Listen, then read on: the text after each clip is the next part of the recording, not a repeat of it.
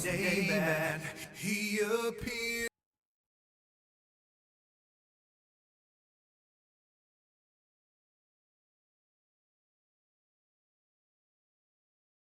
Hello, everyone. Welcome into the stream. Get some things fixed here. Primarily getting the game capture up here because, it's been a while since we've done this.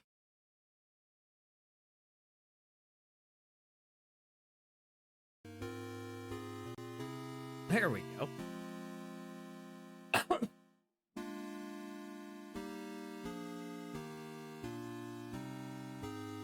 So, welcome, one and all. It has been a while since I've streamed anything.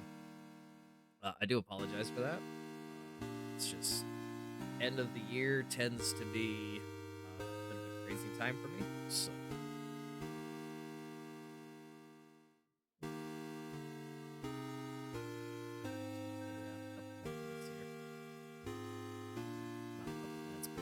see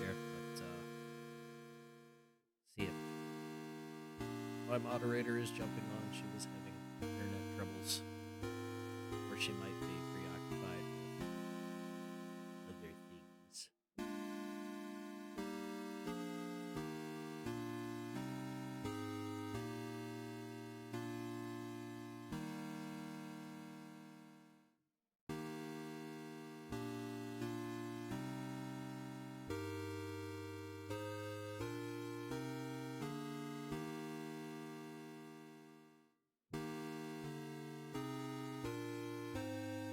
But for those unaware, this is Faith, the Unholy Trinity.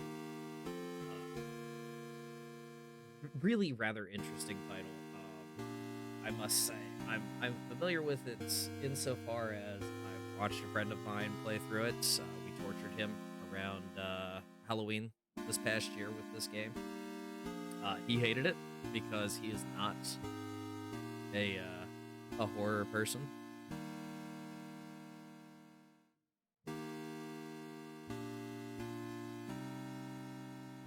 And I just was so impressed by it that I decided that I had to own it myself. So here we are. I'm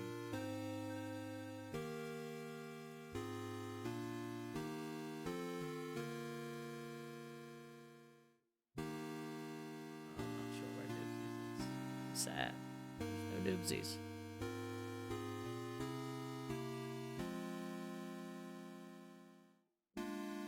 Oh well.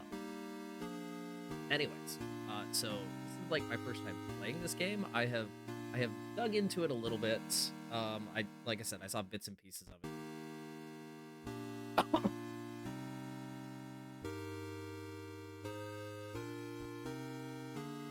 Chapter. What's this? Oh, marathon. All 3 chapters in one session. I don't know that we have time. So we'll tackle chapter 1 for sure because I know it's short. And we might do chapter 2. Time permitting, I might do chapter 3.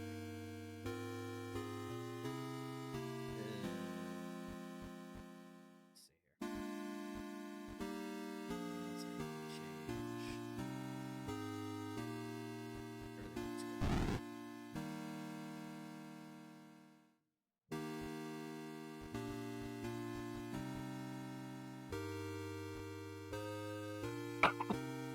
And with that, let's start.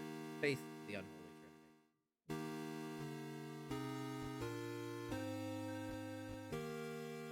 So I did, like I said, I dug into it a little bit. I have played through chapter 1 myself. Chapter 2 and chapter 3. Oops, hello.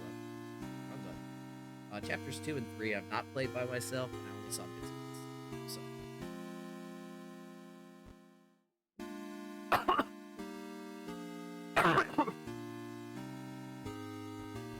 Let's see. Let's go.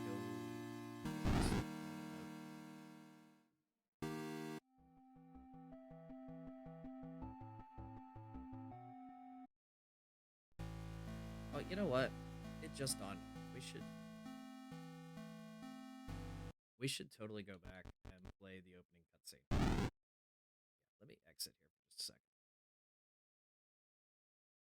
I want to reboot the game and do like the opening cutscene.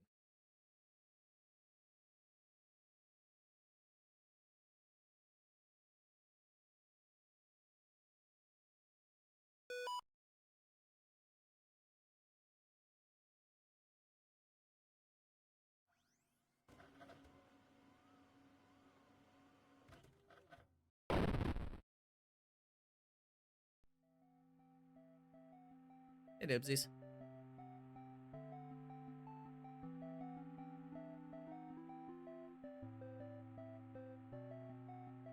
September 21st, 1987. It's been 1 year since I first went inside that house. I have to finish what I started. What I am about to do has not been approved by the Vatican. The Vatican definitely does not approve of what we are about to do.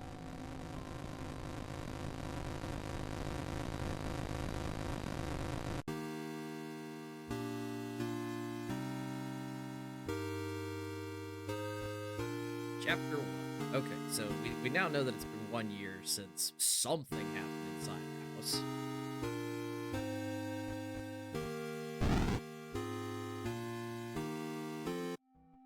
I love that you put Evil Totsi in the chat.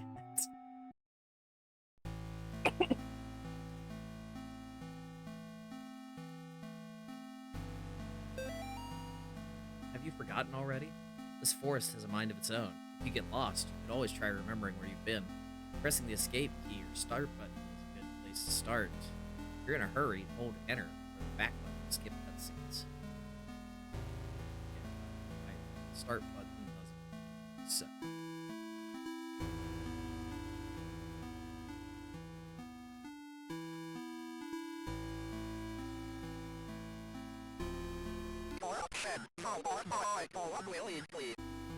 Yes, you go unwillingly. Get out of here, demon.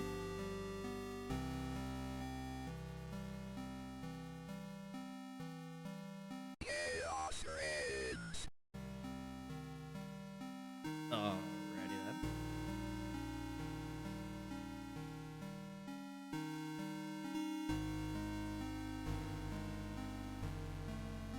Well, well, well. What do we have here?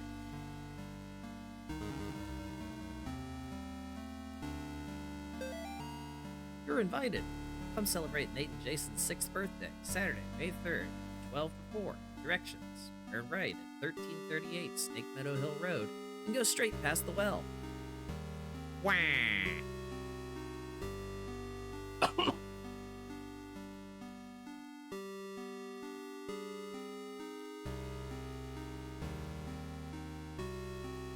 Mr. Deer.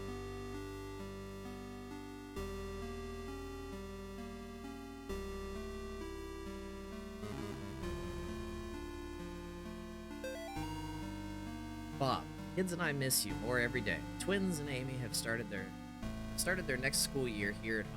Amy keeps asking when she's going to be allowed to go to real school. I think she's getting cabin fever. The twins are having no problems occupying their time. Yesterday they came in with their hands covered in blood. I guess they found a dead deer and thought it would be a good idea to touch it. I think we might have a coyote problem because when I went out with them to look at the dead deer, it was a pretty gruesome sight. All this just a day after the twins' birthday. Can't wait till you come home. Nothing odd about that. A couple of 6-year-olds playing with a deer carcass.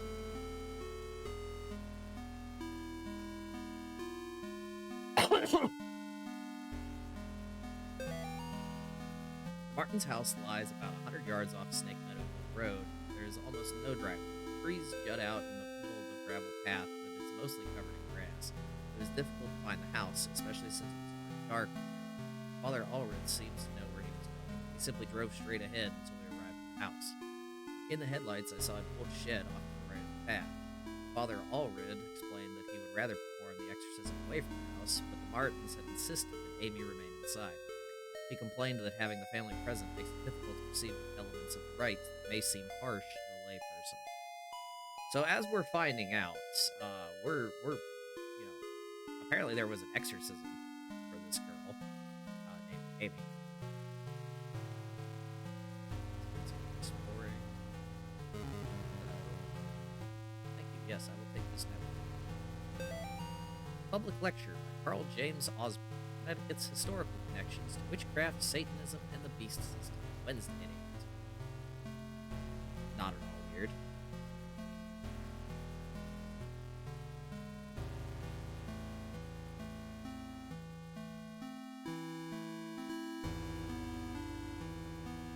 Puddle.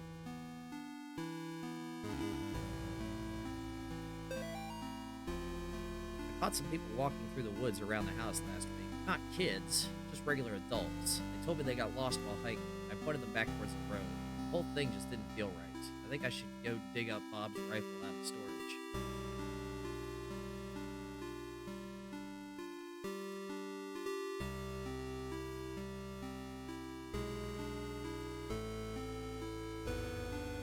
Seems like things are just... I swear I've walked through this screen before. There's the deer again. Hang on.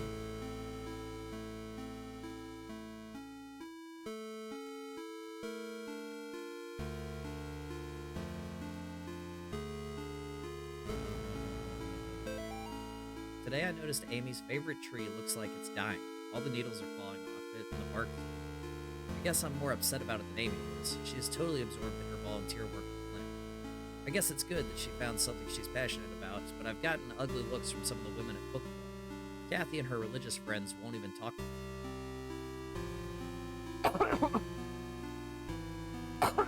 My apologies, folks.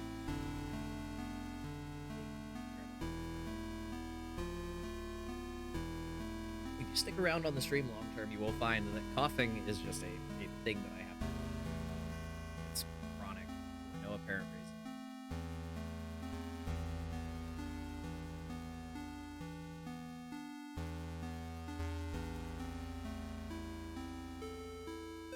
Yeah.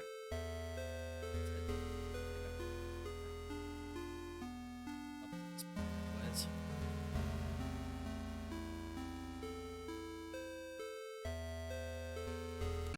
Oh, hello.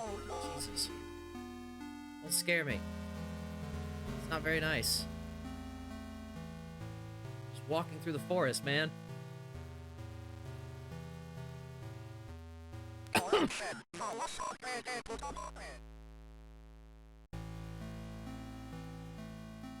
I'm telling you.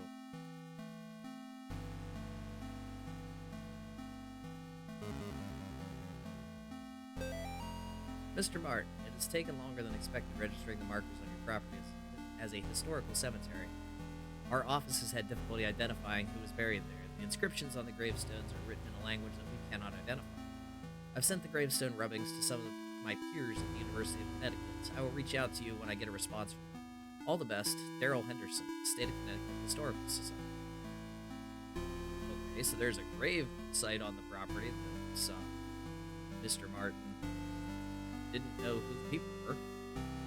Alright, there's the dead tree. God damn it!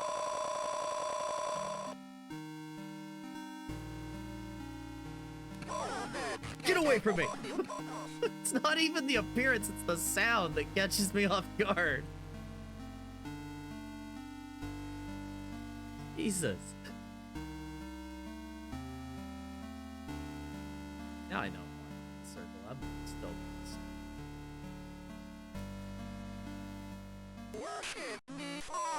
No! Go away!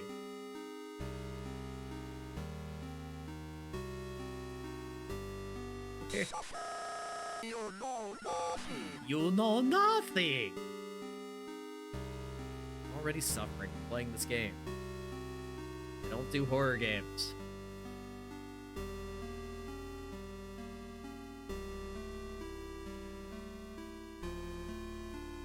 I'm still trying to find the house or the shed.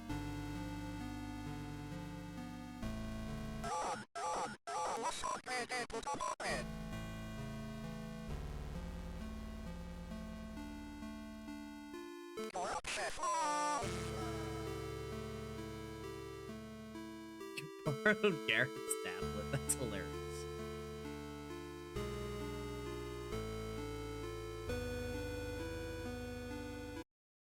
Oh, okay.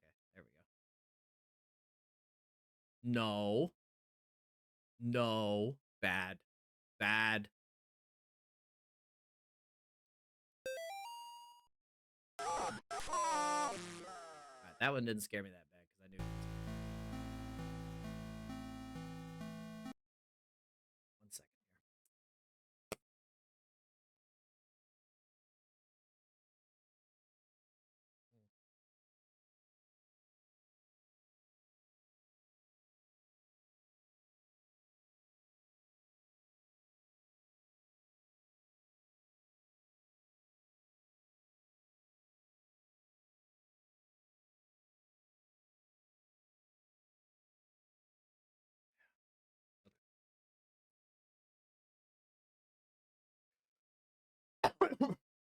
we got our crucifix, and we have our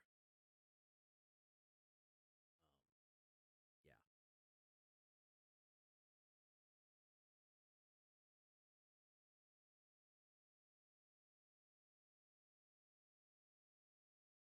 Resize a couple things, couple of windows here.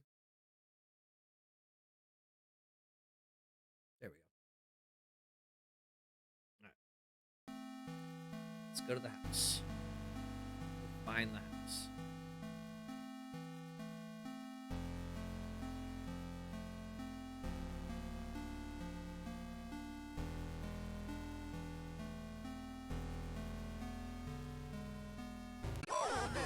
No.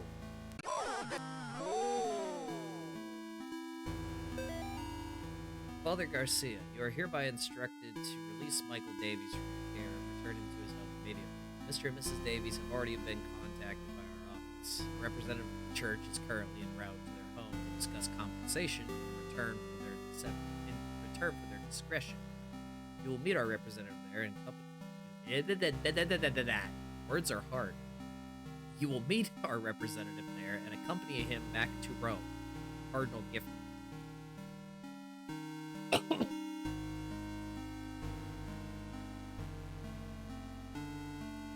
I am not Father Garcia. I am Father Lord. John. That much I do. Where's this house?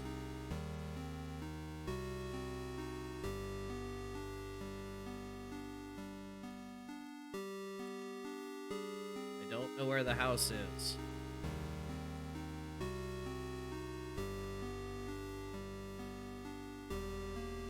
I am lost. Send help. Alright, shed.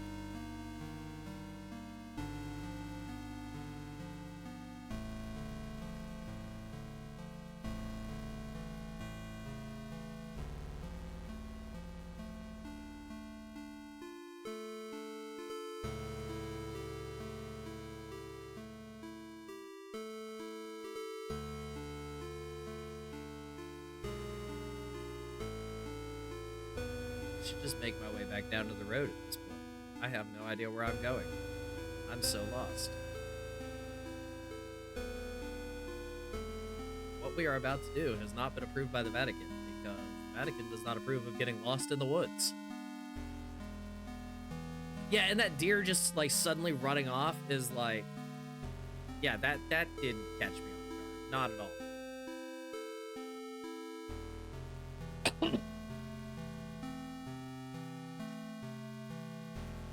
Alright, I'm going back down to the road.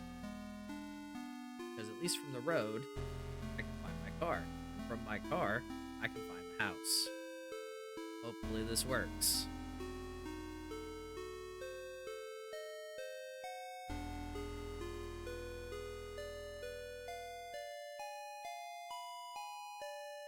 Alright. Road. Walk alongside the road. Find our car.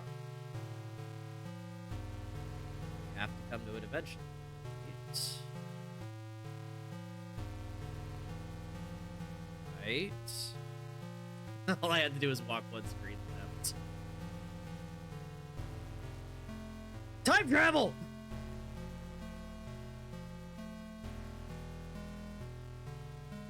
Hello, Mr. Deer. Please don't be demonic.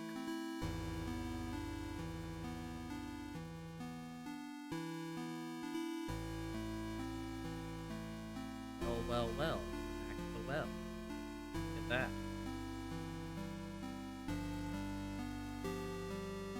that. Straight past the well.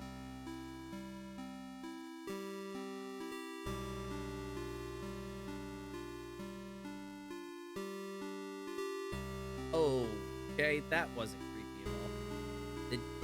Did y'all see her floating up through the window there? That's fun.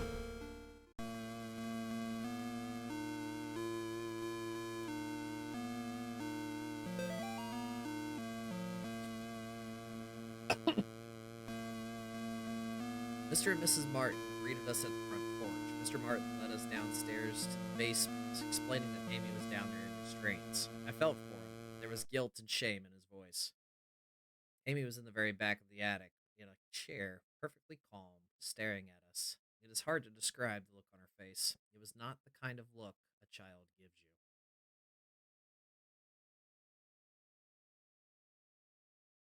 Now we get the silence.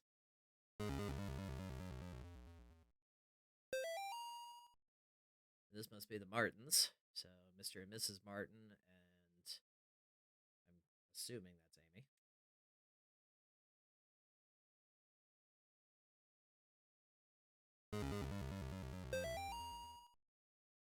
Oh, what a lovely drawing by Nate. Nothing wrong with that drawing at all. Just a red hooded figure getting attacked by what looks like a giant black shadow. Amazing.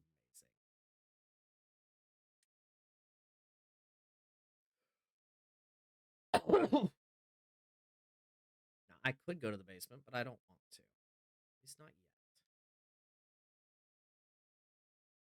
Basement progresses the story. Oh, hi there, ghost girl. That's just kind of in the mirror. Hello. Please don't attack me. At least not yet. Please. See, okay, this is one thing that this game does really, really well. Like, if the music were still playing, I'd be fine. I'm not fine right now. There's no music.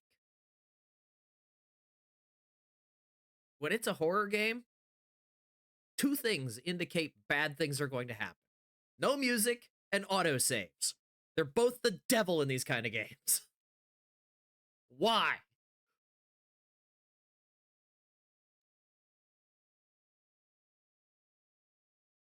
Okay, blood trail. That's cool.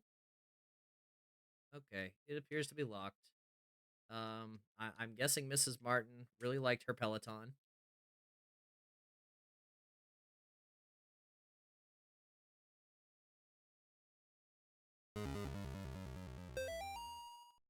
I don't feel safe in my own home anymore.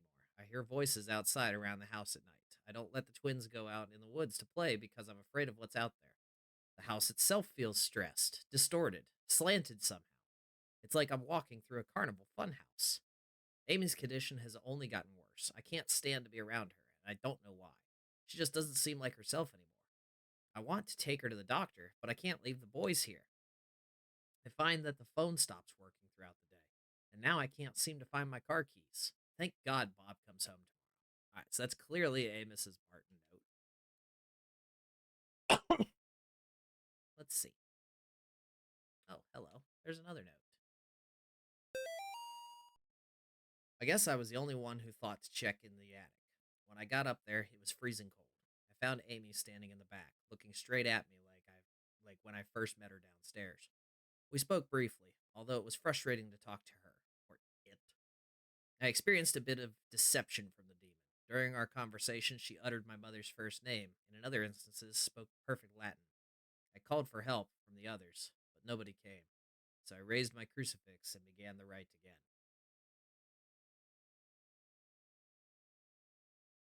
So if I go to my notes,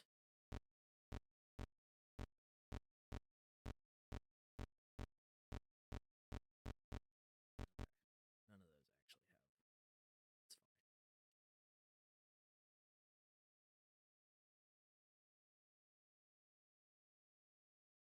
Okay. Well, apparently the start button is R3 for me. That's weird.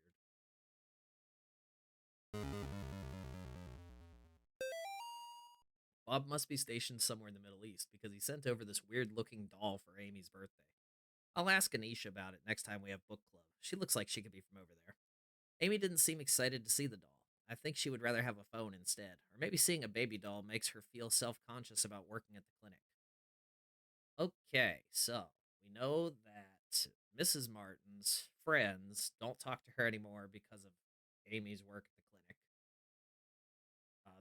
They're religious friends. We also know that this baby doll apparently makes Amy uneasy.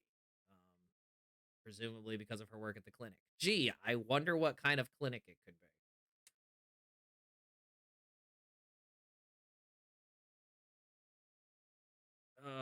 This game is fantastic. Yeah, not creepy at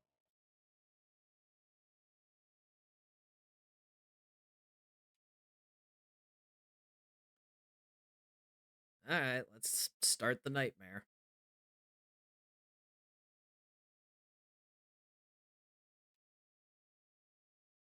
Hello?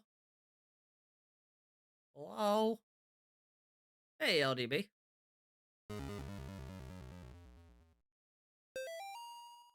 Dear Amy, thanks for writing. It really brightened my day hearing from you. In your letter, you asked what's the weirdest thing I've seen as a missionary. The area we were working in has a lot of folks who practice Quimbamba. It's what you might call a pagan religion. It's kind of a of Catholic and African religions. One of the saints they worship is San La Muerte, or Saint Death. Yesterday, we talked to a boy about 15 when we asked him if he had ever prayed. He said no, but I have prayed to San La Muerte. He told us about a time when he stayed over at his cousin's house, and according to him, they prayed to some figures of San La Muerte, and the figures made things in the house move around. He got real quiet and scared looking after that. We told him he could pray to God and that God wouldn't make him feel scared like that. We invited him to church, but he hasn't come yet. I need to wrap this letter up and get back to work. See you in 4 months. Leighton. Also, Leighton doesn't know how to spell because he spelled it months instead of months. There's no H there. Failure, Leighton. Clearly not Professor Leighton.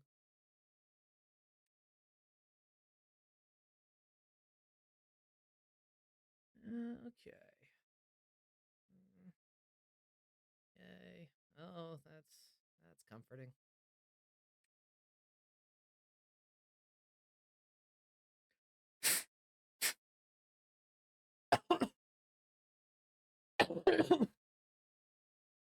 Nothing weird here. Hello.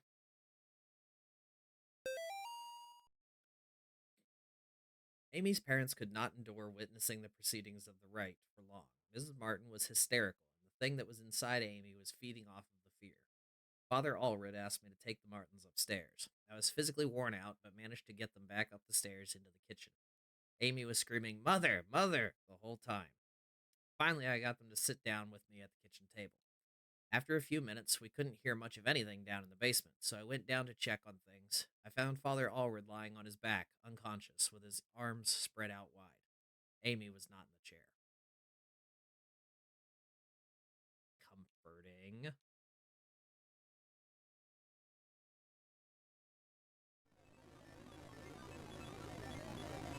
No, no. Oh. Oh.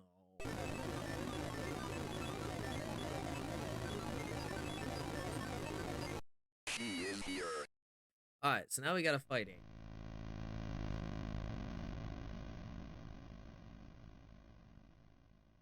She apparently won't approach us in this room.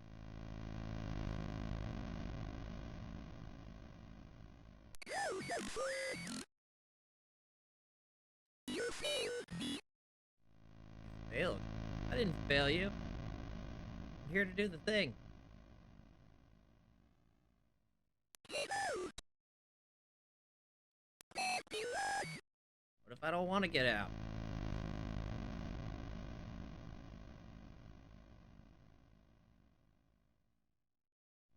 Get out. No. Forsaken. Forsaken.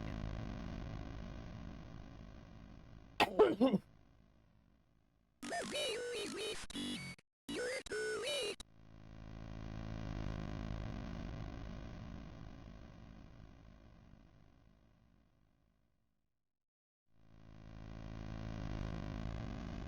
Out of friends.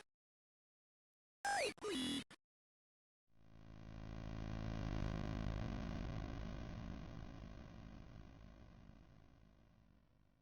Get out. Unforgivable. Okay, unforgivable. That's. All right, have a nice day. I'm gonna leave now. Have fun. Have a great day. What's for lunch? Lunch sounds great right now. I want lunch. Can I have lunch?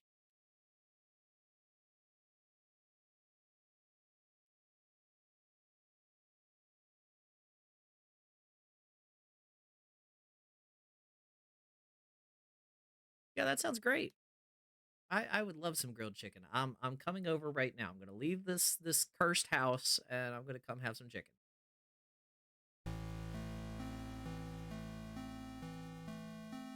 No! No! No!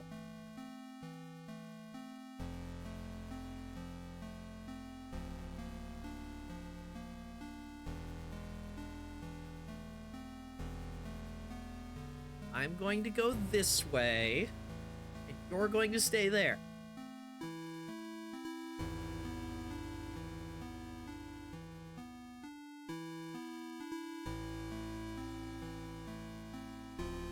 There is actually one thing that I do want to pick up. I kind of forgot about it, even being a thing, but it's kind of important to chapter 2.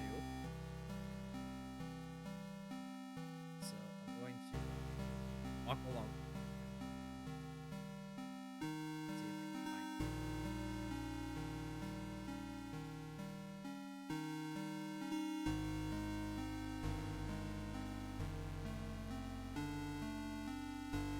I don't know if I will.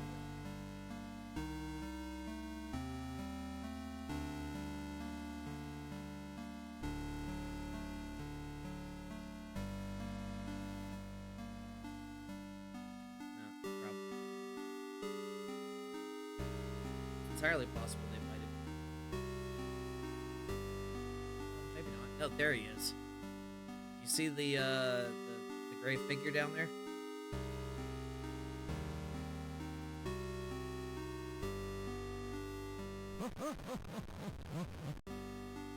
So he runs off and he drops something. So we check our inventory now. We can see that this is a what they're calling gnosis. It's basically Latin for nose. And this item is kind of a big deal in the next chapter. We actually can't use this for anything, but know that it is a red clown nose.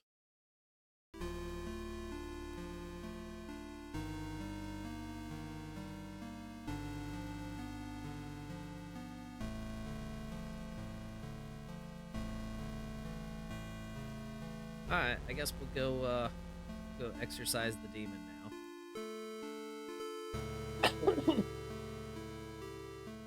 Here.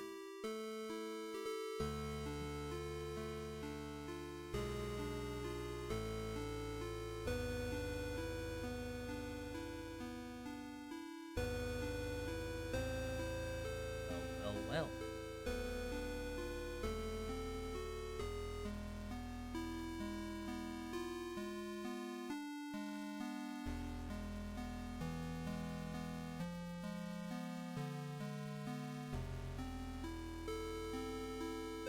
Alright, fine, demon, I'm coming back. No worries.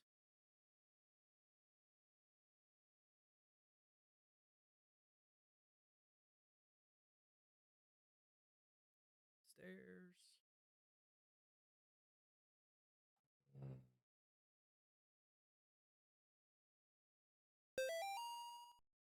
Molly, the church might contact you in a few days to tell you their version of what happened to me. I want you to hear it from me first.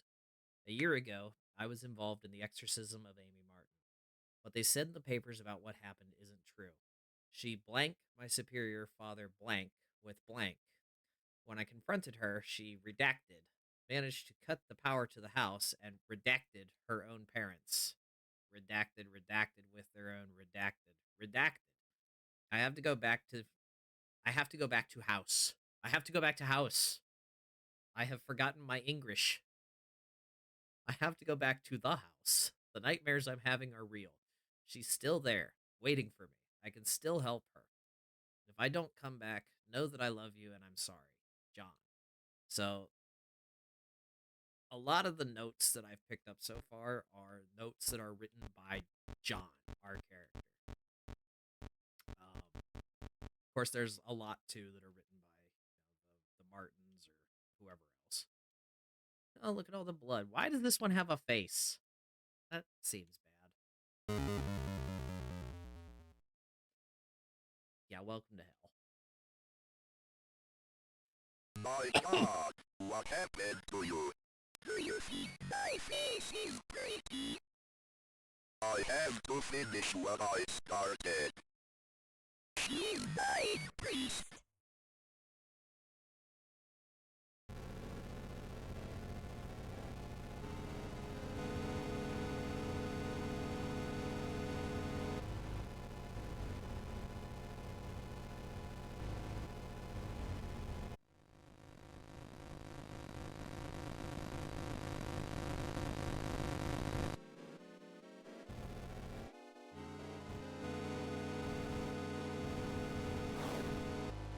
No, you don't. Get me. Nope.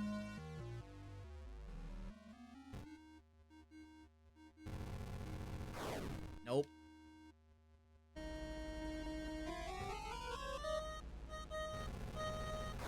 Nope.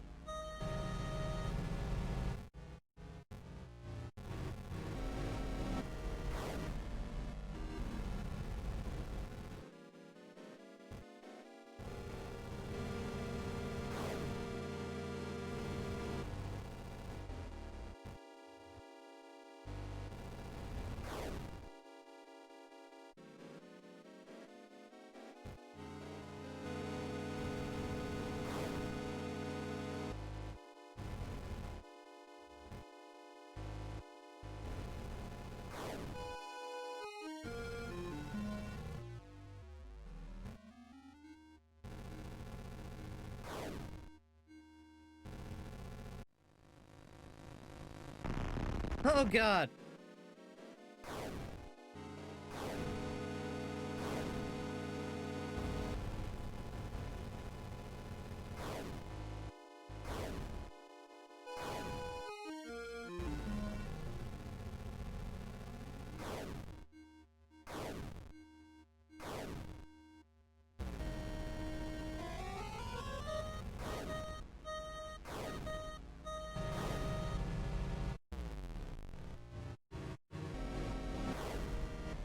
No.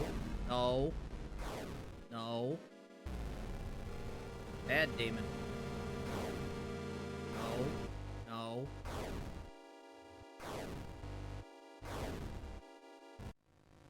Okay. Whew. Be gone, demon!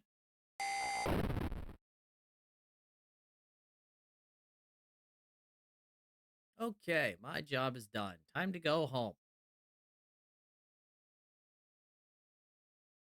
Hello? A note?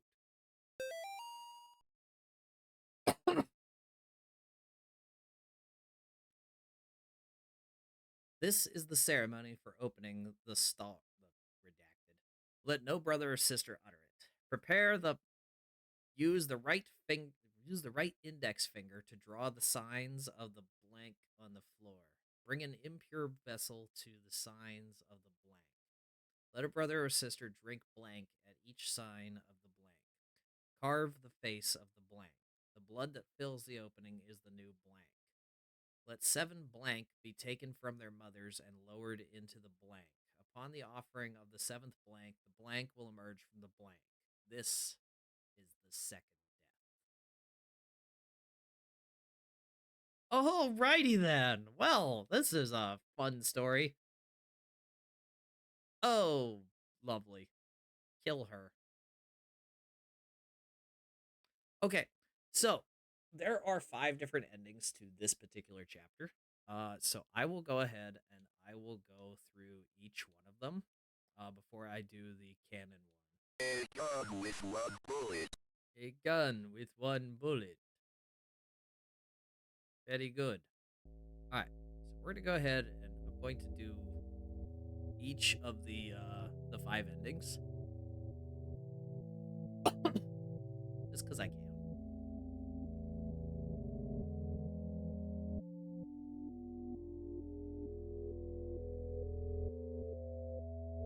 Noobsies, I don't know why you're crying. This is nothing. Oh look, it's Amy. Doo doo doo doo doo doo.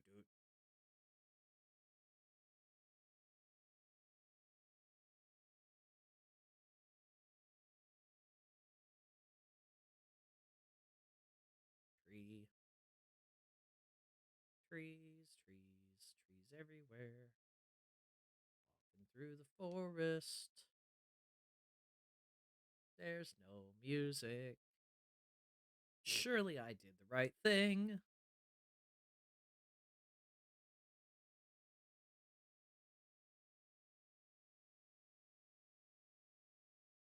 What, kitty? Are you gonna come play the horror game with me?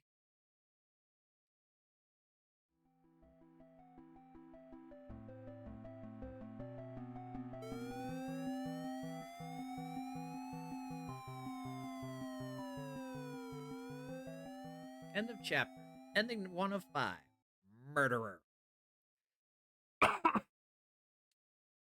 Police arrest man accused of murdering missing girl. A New York man is in custody after he confessed to the murder of a Sterling girl who had been missing.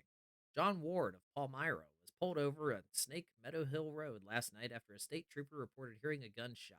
The officer thought it might be poachers. The officer said Ward was acting nervous and suspicious after being pulled over. When questioned, Ward reportedly said, "I've killed her." According to the police report, the officer called for backup after Ward became increasingly upset, saying repeatedly that there was a demon inside her. Ward was taken to Sterling Police Headquarters for further questioning. Ward then confessed to authorities that he had shot and killed Amy Martin, a 17-year-old girl who had been missing for 9 days after escaping from a mental institution. After a brief search, police located Amy's body in the woods near the now abandoned Martin home. In addition to receiving a gunshot wound to the stomach, Amy showed injuries suggesting she had been thrown out of the second-story window of the house. An officer who helped recover the body told reporters that Amy's face had been mutilated in a very brutal manner. Ward was found dressed as a priest when he was pulled over. It is suspected that he impersonated a priest to gain his victim's trust after Catholic authorities in Rome confirmed that Ward was not an ordained minister. The rest of the article is missing. So, with each of these endings, while only one of them is canon, every single one of them gives you information to the story. So that's why I take the time to go ahead and do all of them, like when possible. Chapter 1, it's real easy to do all of them because I can just pick up where I get them. So right there, we find out that the reason why all of our actions have not been approved by the Vatican is because we're no longer a priest. We are no longer recognized as an ordained minister.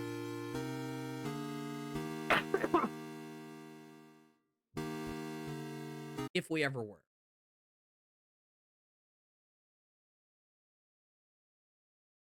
God with one bullet.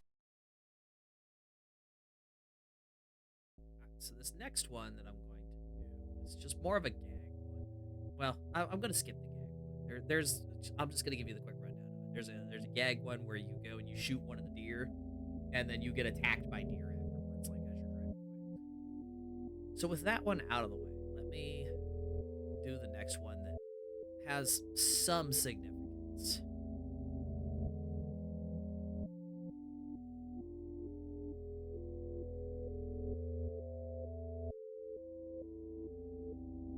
Yeah, there's the deer we could theoretically shoot. We're not going to do that because the deer is cute. Nobody wants to shoot an innocent deer. However, we will walk up this way, and we will walk straight up on this screen.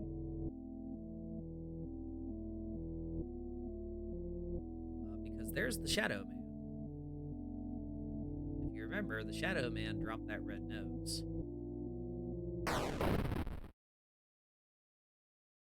Alright, well, now the Shadow Man is dead.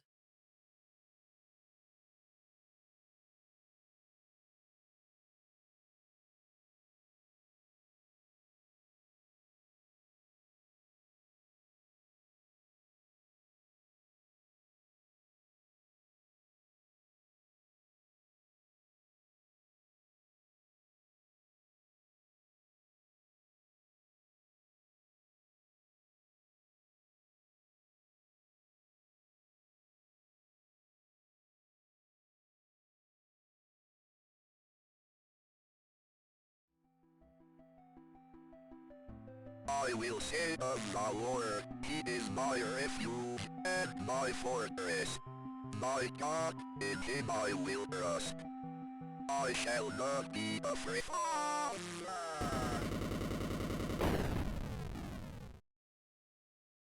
Ending number 2 of 5, father and son.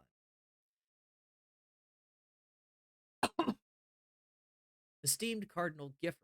Remember, Cardinal Gifford's the one who was complaining to Father Garcia about Michael Davies. With all due respect, you cannot grasp the importance of the work I am doing for young Michael without being present here. Michael needs my help now more than ever. In the past few weeks, I have made great progress with Michael's affliction. Nevertheless, whatever darkness is inside of him fights back with increasing ferocity. We must not let up the fight against the enemy at such a critical time. There is another reason why I dare not return Michael to his family, nor let them see him. The darkness inside him afflicts his soul, but it also causes a terrible strain on his body. So that there may be no mistaking what I mean, I have enclosed a photograph of young Michael during one of our sessions. The photograph is missing.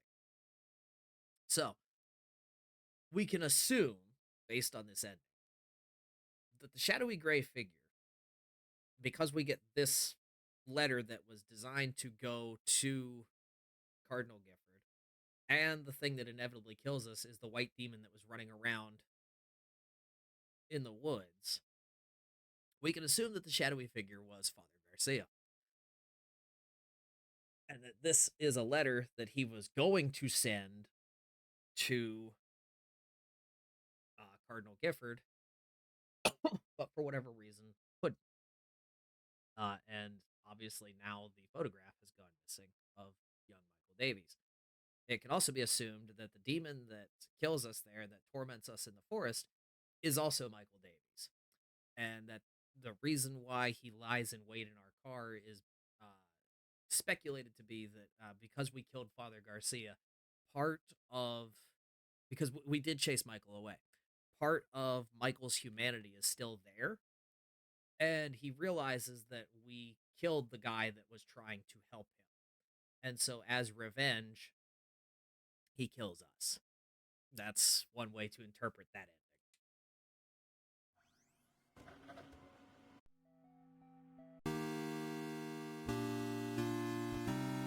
Go ahead and do. I think we have 2 more endings to do. A gun with one bullet.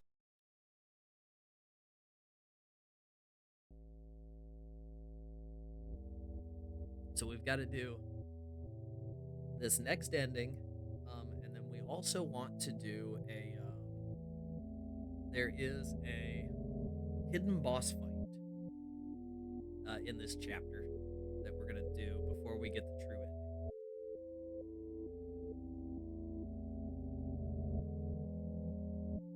So we're just gonna walk down this way.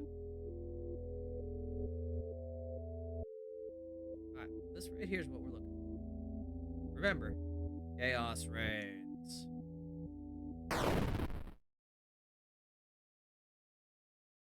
So it's pretty clear, what's going on right here. Just kind of like, dude, very clearly. You just kind of draw it out here. This was like a place of like a ritual site.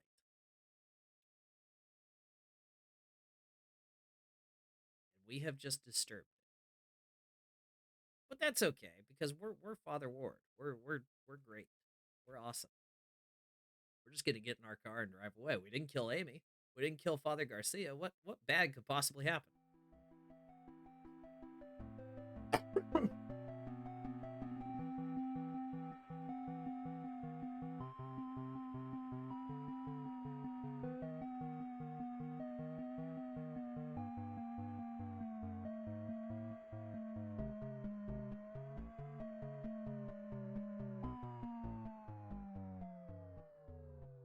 End of chapter. Ending 3 of 5. The offering. Hello, Amy. I'm so sorry to hear about your parents' decision. It is hard for people who. Yeah, it is hard for people to trust what they do not understand. I know you are only 17, but you're clearly an adult and you're able to handle your own life. Do not let your mom and dad stop you from following your dreams. If there's anything I can do to help you, just let me know. We're having a get together at the clinic Saturday night, and I would love for you to stop by. We still consider you a part of the team, even if your mom and dad do not. We hope to see you there. Gary.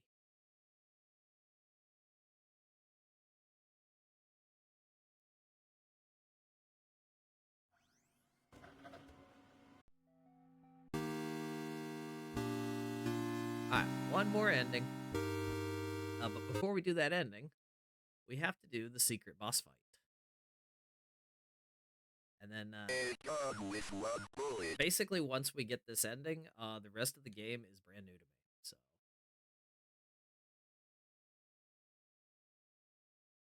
So you remember in this mirror, there was a ghost girl. There's no longer a ghost girl.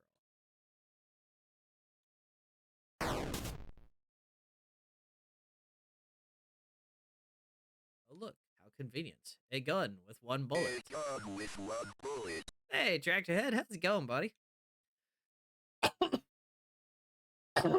So, you missed the exorcism.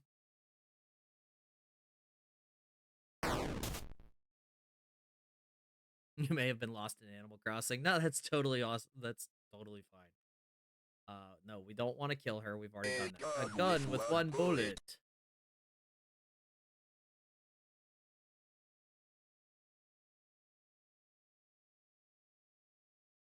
Now, I'm just gonna shoot this from over here so that you can truly grasp how horrifying this really is. Like,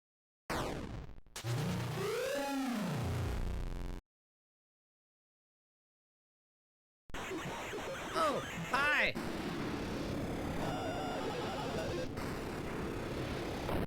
I'm dead. Mortis. That was my first death. How did I die? Like, that guy's usually really easy. A gun with one bullet. Man, I hadn't died yet. All right, that's fine.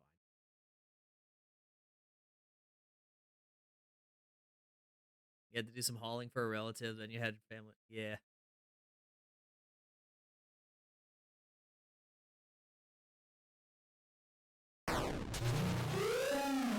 Oh no, it grabbed me again. Hang on, David. No, don't you dare come behind me.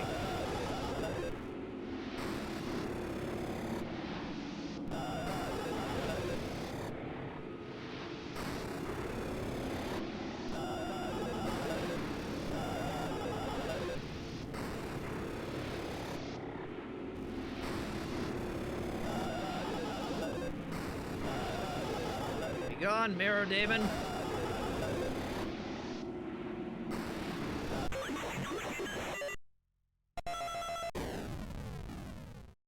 Okay. Mirror Demon dead. October 23rd, 1986. Remember, this right now, we're in September of 1987. So this is October 23rd of 1986. Dear Dr. McGlashan, it has been 30 days since the beginning of my treatment here at Yale Psychiatric Institute. Dr. Spinell, who has been so patient with me, has helped me understand my afflictions and has helped me find a way to move forward and accept the truth. With Dr. Spinell's help, I've come to accept that what really happened in September at the Martin family residence. I accept that what happened was not the result of any supernatural phenomenon, but rather the desperate actions of a young girl driven to violence by her dogmatic parents and old church rituals that are thought to drive out evil. I am happy to report that since accepting the truth, my nightmares have ceased, and I now enjoy peace of mind that I have not felt since the incident. Given my progress since first coming here, I respectfully request my release from Yale Psychiatric Institute, contingent upon follow up appointments with Dr. Spinell in the future. Sincerely, John Ward. AKA me. So, interesting there.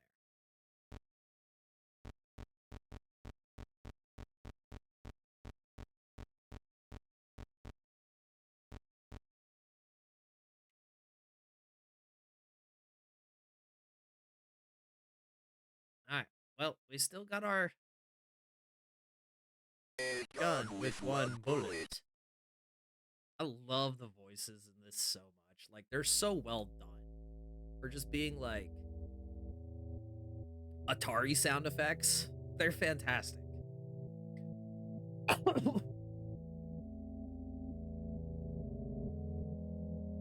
Also worth noting, all the cutscenes in this game, some of you might know this, some of you might not. All the cutscenes in this game are done with an animation technique called rotoscoping, which is where you take um, like live action video or what have you, and you take it frame by frame and you retrace the picture frame by frame. No, demon, get away.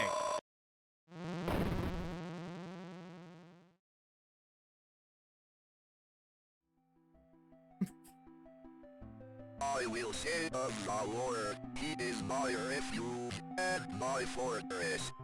My God, in him I will trust.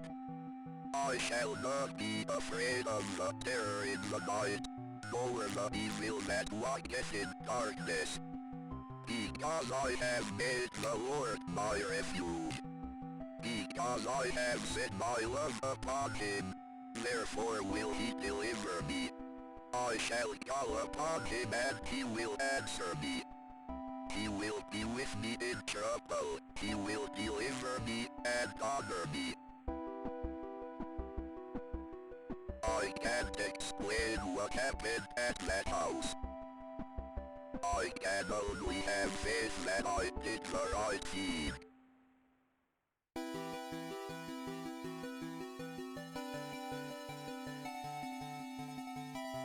Chapter number 5. Faith endures. He said the thing! Police, animal experts investigate chupacabra remains found near Sterling. The Sterling Police Department is enlisting the help of local animal experts from the University of Connecticut after the remains of an unidentified animal were found near Sterling. The remains of an animal, which some residents are calling a chupacabra, were discovered on Snake Meadow Hill Road by a motorist yesterday. The animal had apparently been struck by a vehicle and parts of its carcass were scattered across the road. Police say they initially investigated the gruesome scene because the motorist who discovered the remains had told them they appeared to be that of a person. When arriving at the scene, police concluded that the remains were of some kind of animal. As a matter of public safety, we want to be sure about what exactly we're dealing with here, said a Sterling police spokesman. This is clearly not a deer or a coyote. If it's a mountain lion or exotic pet that escaped from its owners, or an animal with rabies, we need to know about it. Animal experts attached to the investigation would not speculate about what kind of animal had been found, although they commented that the animal was hairless, anemic, and apparently suffered from the rickets, a vitamin D deficiency that appears in animals and children who have not received enough sunlight. Well, that description of the animal is going to be very important at the beginning of the chapter. Speaking of,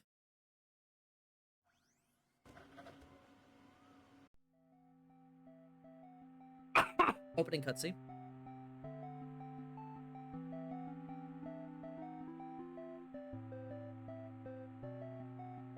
September 21st, 1987. It's been 1 year since I first went inside that house.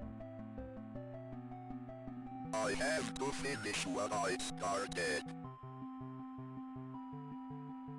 What I am about to do has not been approved by the Vatican.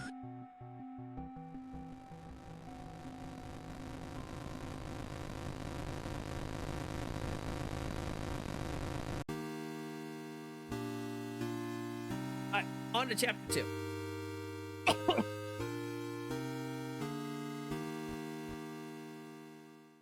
Chapter 2, I have not played. So, this is new.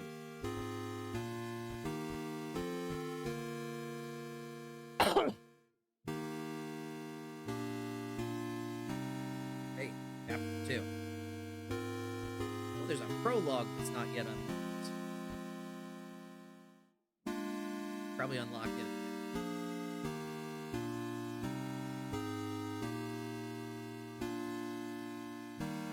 jump right in.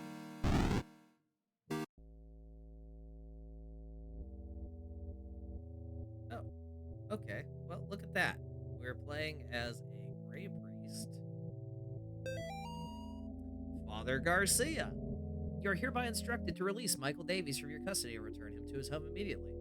Mr. and Mrs. Davies have already been contacted by our office. A representative of the church is currently en route to their home to discuss compensation in return for their discretion. You will meet our representative there and accompany him back to Rome, Cardinal Gifford.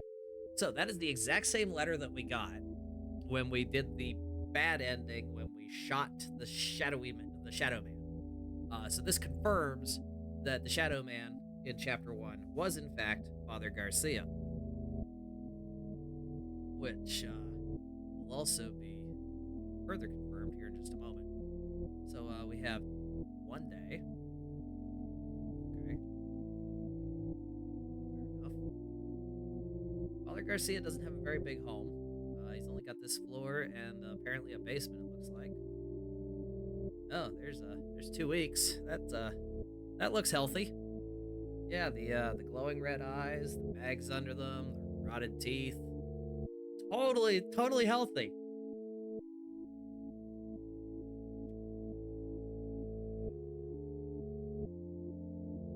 No, I mean, this third picture over here can't be any worse, right? I mean,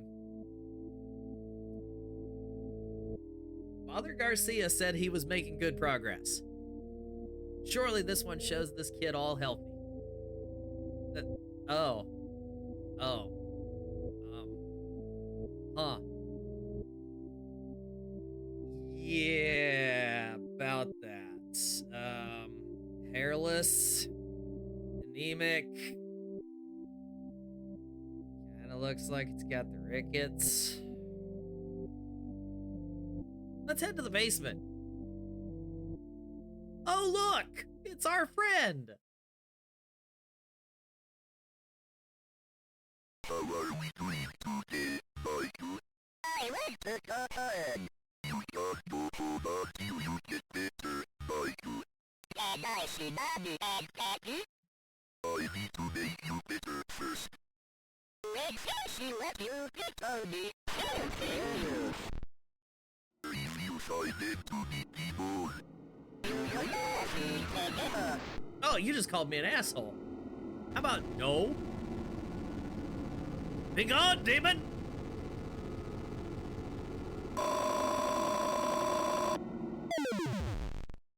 Oh shit. Oh shit. Oh shit. ¿Dónde está?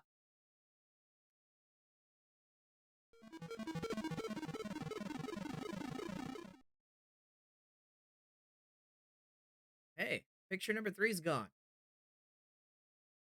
And there's a blood trail leading out the door. You know what? That's fine. You go right ahead and do that. I'm gonna come over here and hide in the closet. Also, love how we have no dividing wall between our bathroom and the bedroom. That's lovely. I'm gonna go hide in the closet now.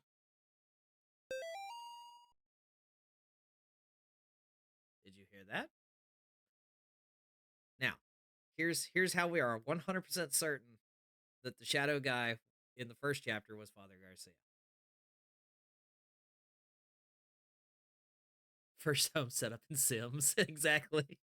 So if we check the pause menu here, we've picked up Knossos, which is again the red nose, which this kind of explains how the Shadow Man in the first chapter dropped the red clown nose, because he found it in his closet, which by the way wasn't open when we first left this room. Kind of neat.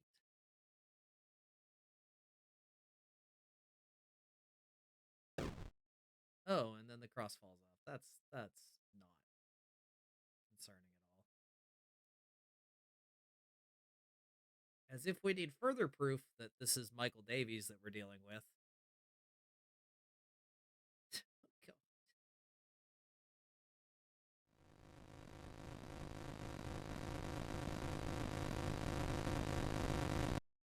Dios mío, what have you done? I have forgotten a bit. I have the body of a pig! You shall breathe the wrath of the Almighty. And there's the run cycle. So yeah, totally, totally tying them together. It's 2 a.m. Okay, it's 2 a.m. and suddenly I'm Father Ward in the middle of the forest again. Wasn't I just in a car?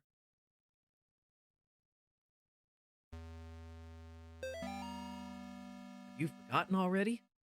The notes people leave behind seem to exist on the edges of memory. Pressing the escape key or the start button is a good way to remember what you don't realize you've forgotten. If you're in a hurry, hold enter or the back button to skip cutscenes.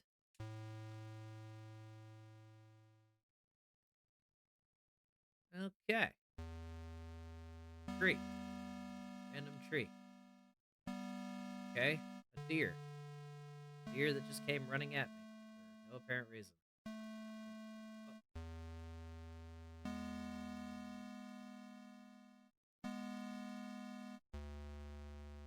Nope. Nope. Nope. Where's my car? Where's my car, damn it? Those aren't deer parts in a tree.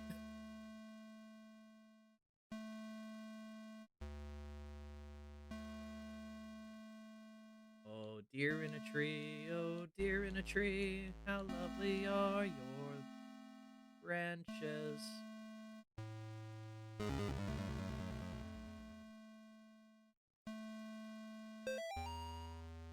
Notice, aviso. The current investigation being conducted at Gallup Cemetery by the State of Connecticut Historical Society has been postponed until further notice. In the interim, we ask the public to avoid the cemetery grounds. Avoid the cemetery grounds. The surrounding woods, any wildlife, and any unidentified persons roaming the area. Thank you for your patience.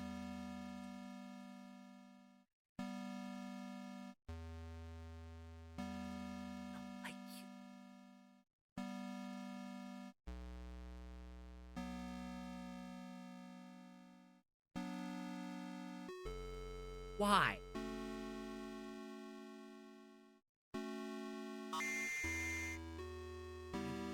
Zone. Come on, man. Yeah, avoid. And I'm just gonna wander right in.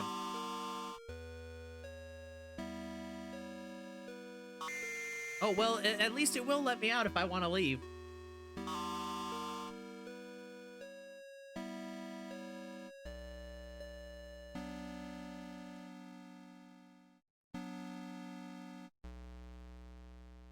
But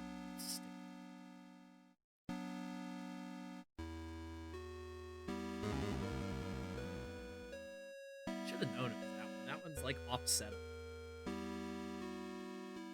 I shook hands with the devil. I looked him in the eye. He looked like a long-lost friend.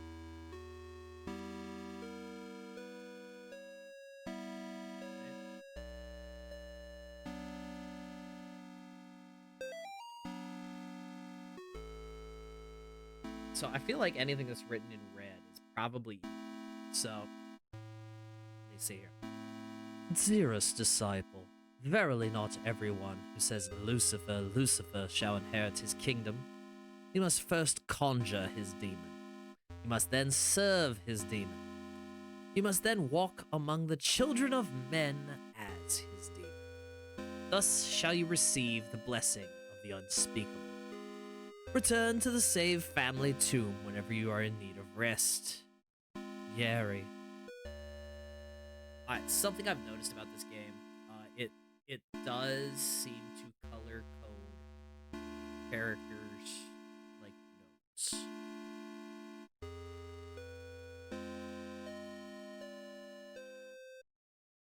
Enter the spirit house. Okay. Hello? Oh. Hi. You look cool. Hello. You okay? Yeah, there's some pretty cool markings you got on your chest there, dude. Have you considered shaving? That guy really got into it. Look, another mirror.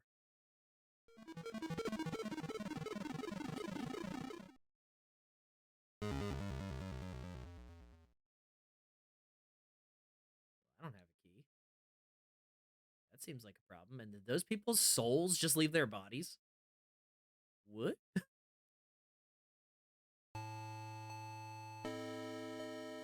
Okay.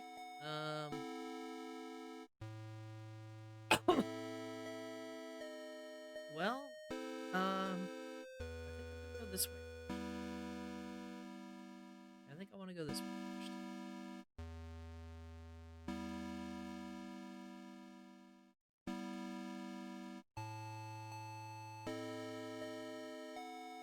Okay, there's a Grim Reaper.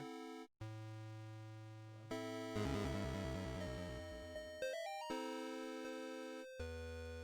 It is with great sadness that the Sterling community announces the passing of Cindy Marie Martin, 38, and Robert Kimball Martin, 40.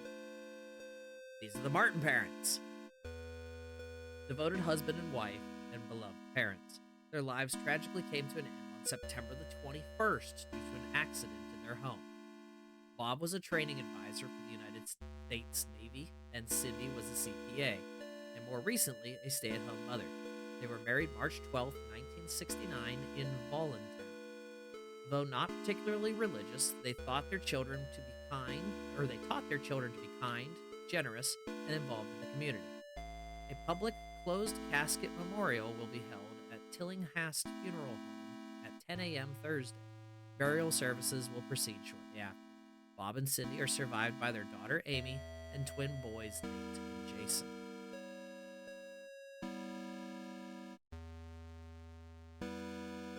What's up, Death? How you doing?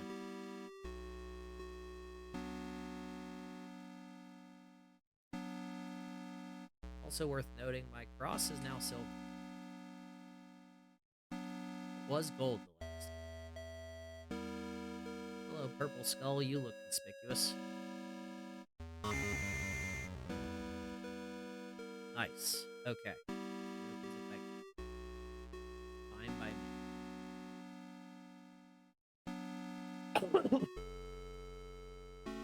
Oh, and the Grim Reaper has moved.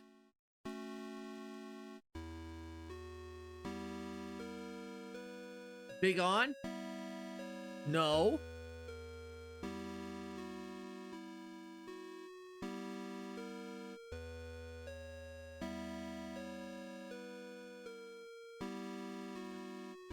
Just no.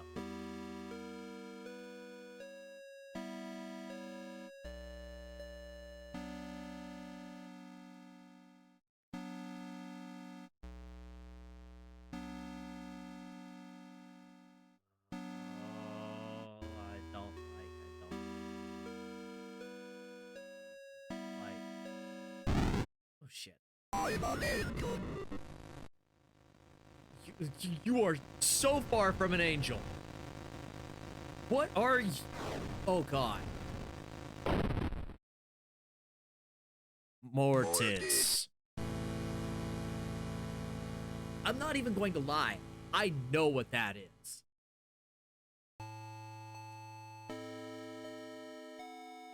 That is terrifying.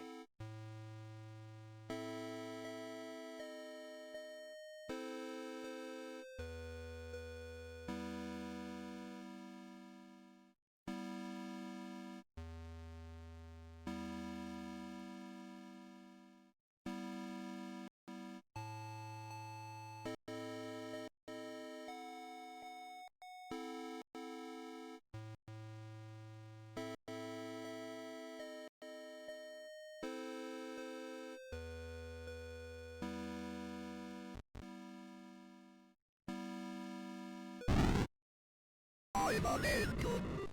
You are not an angel.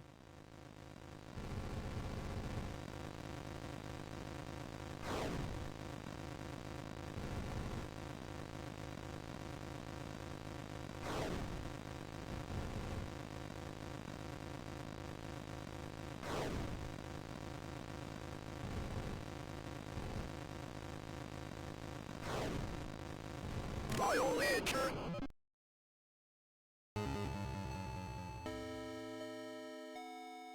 It's a damn fetus. Okay. Yeah. That was something.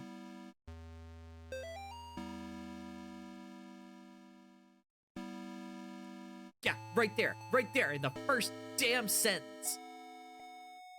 Nobody was thrilled when I got pregnant, not even a little happy. Even my doctor seemed to be judging me. Each time I'd leave the doctor's office, I'd see this strange woman across the street. All she'd do is stare at me and smile. No words, just a big, warm smile. Somehow it made those visits a little more bearable. After I lost the baby, I saw her again across the street from the doctor's.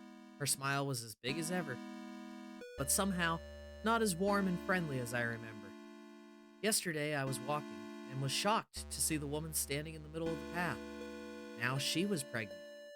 She beckoned towards me. I followed her off the path into the woods. That's when I met Gary.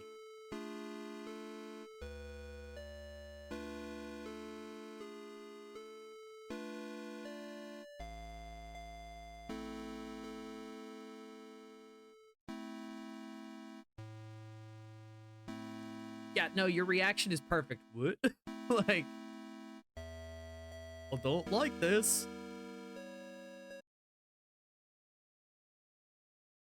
Oh. Oh.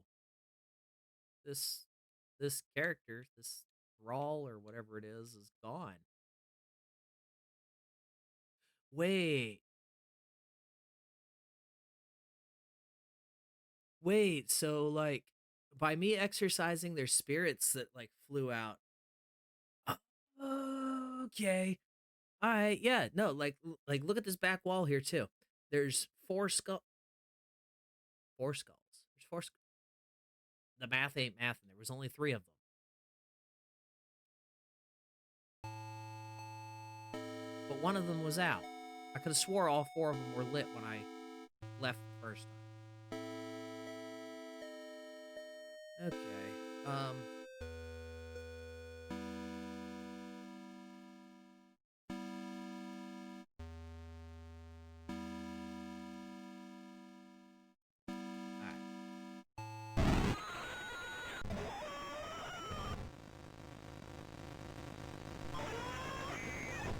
Be gone, Damon. No. Don't you dare.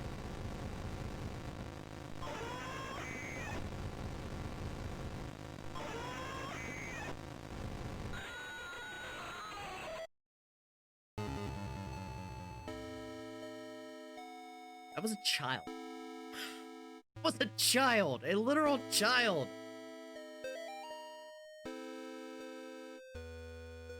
Losing Grandpa was the hardest thing I ever experienced. We were really close. I cried about it for weeks. Then my stepmom introduced me to some of her friends. They asked me, would you like to see your grandfather again? I missed him so much, I was willing to try anything. That night, my stepmom drove me to one of her friends' house. They took me down to the basement. I saw my grandfather in there, only it wasn't actually him. When I tried to run, they closed the basement door and locked me in. I can't remember much else from that night. My stepmom's friends are always coming by the house. They tell me I have a debt to them. They say they have work for me to do.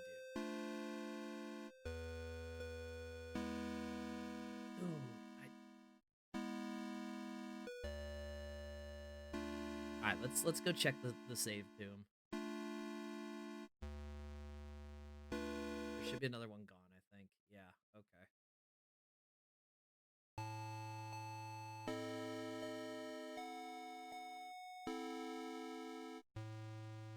This has to be a puzzle. It's probably gonna be something stupid like a Zelda puzzle. Let's see if I'm right. Actually, first let's test it. So let's test it by just walking in a random direction and see what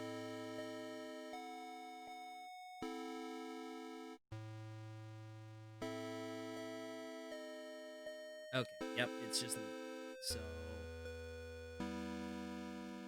oh, okay. There. Excuse me. They're pointing. Right, up, left, up. Okay. Right. Up.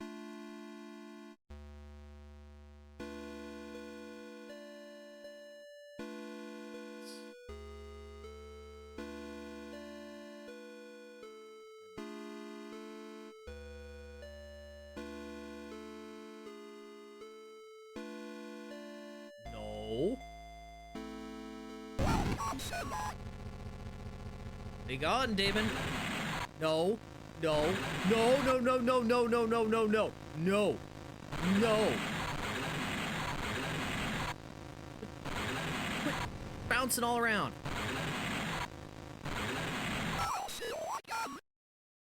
You'll see me again. No, I hope not. I really hope to God not. I really hope not.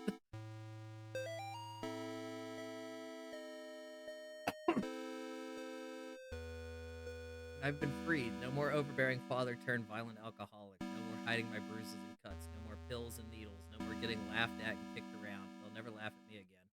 By day, my body withers away, but by night, my mind explores forbidden worlds of power and knowledge, guided by beings of pure darkness. I have been trusted with secret knowledge of the demon's seal. I have learned of the correct conjuring sign, drawing the inverted star along the rocks arranged in 5. First at the top left, point, and then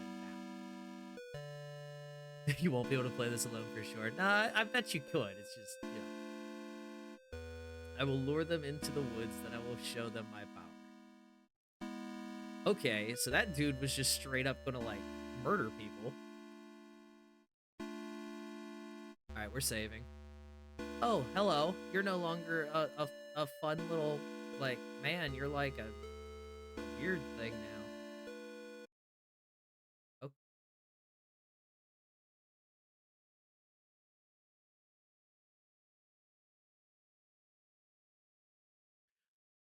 I'm not even close to the mirror. Why is my reflection there? Somebody tell me. There's still a skull lit.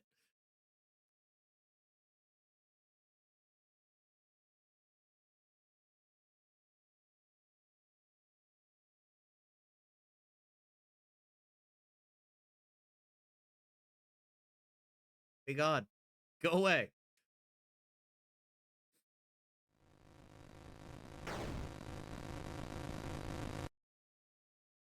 Hello? I'm bleeding. I'm bleeding and there's a key.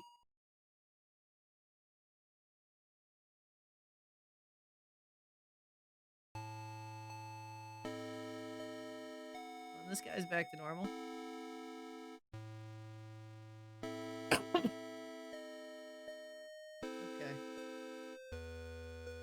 Oh, look. Little gate. Can I just, like, walk around that?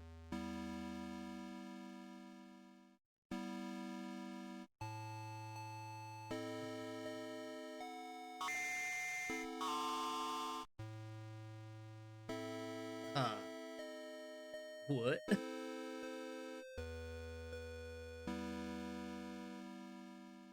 Okay. Sure. We'll roll with that.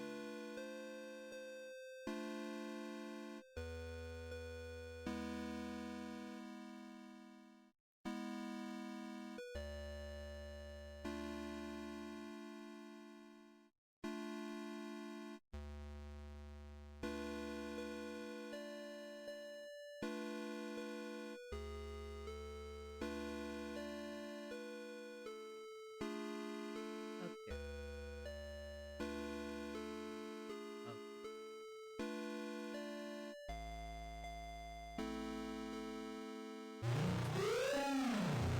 What the fuck?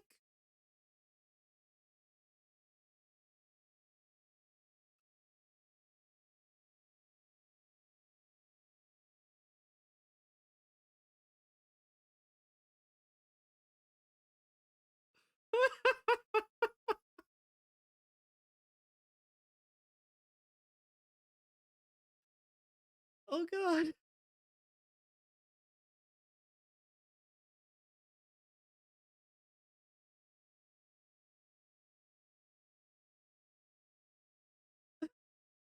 gonna be paranoid of trees forever now.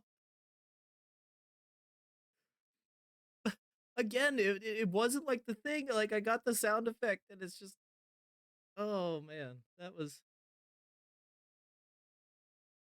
Mm. No touching the trees.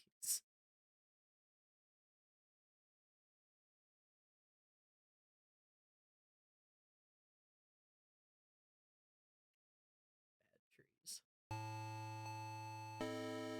Oh no. She guards the door to underground purgatory. I have not seen her. Children fear her.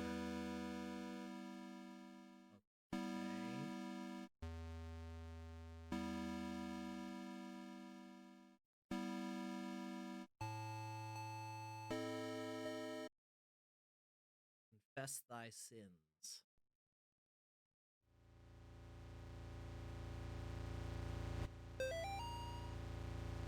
Day one of our save the kid from the tree monster. No, I don't think I will. I think I'm just gonna let the tree monster have him. Like, I don't. No, I want nothing to do with trees anymore. I want nothing to do with trees or purple children anymore. I'm done. Day one of our paranormal investigation into the old Snake Meadow Hill Church. We've got 3 cameras, a box of tapes, and enough beer and beef jerky to last us a week. On our way in, we asked some of the locals about the church. It was mostly the stories we had heard before, evil spirits dragging children into the cornfield, and secret tunnels under the chapel. But there was this spindly lady game that we hadn't heard yet. Apparently it has to do with summoning the spirit of a woman who used to take care of the orphans back in the 50s. There was even an old rhyme they told us: walk the church from room to room, and maybe you will see her. Quote, walk the church from room to room, and maybe you will see her. She will move when you do, but never try to trick her. Awesome, we're going to try the game tonight as soon as we get settled in. You might call me a meanie, but no, I'm not dealing with.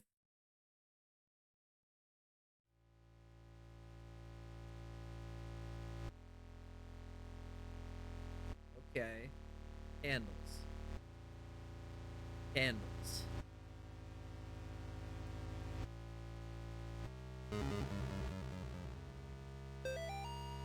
Night 3. Shouldn't have come here. Tape's missing. Lars stuck behind basement door. Henry hasn't come back yet. Can't leave anyway. I don't want to confess my sins.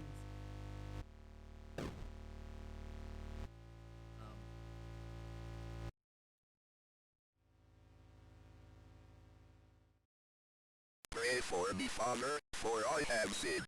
What sins have you done to confess? I tried to save a girl from evil, but my fears overcame me. I turned my back on the ministry and broke my vows to God. A year later, the girl reached out to me again, but in the end, I couldn't save her. I left her to die. I am sorry for me and my past sins.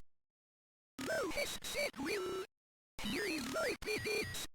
Bring the child to me, preferably sanctification, and thou shalt have the peace thou seekest.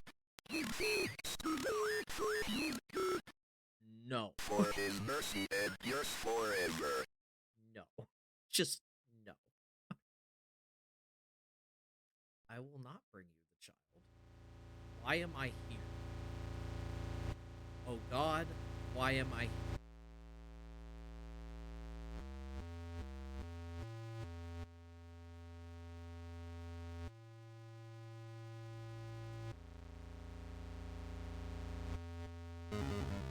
The voice of reason has spoken. No, the fuck it hasn't.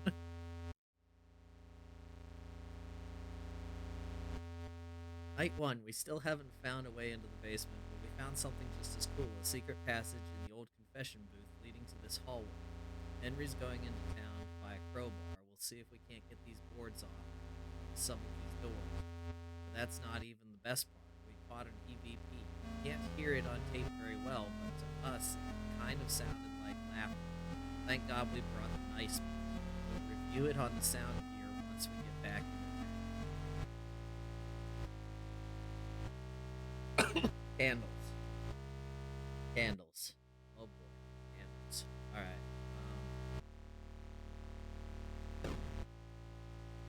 So, what is the significance of these candles?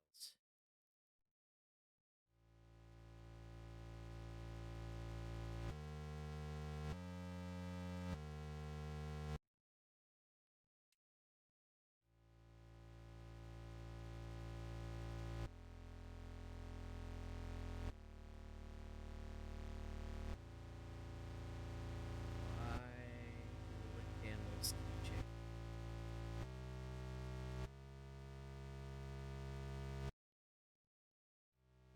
Something's here. Oh no. Oh no. Oh no. No.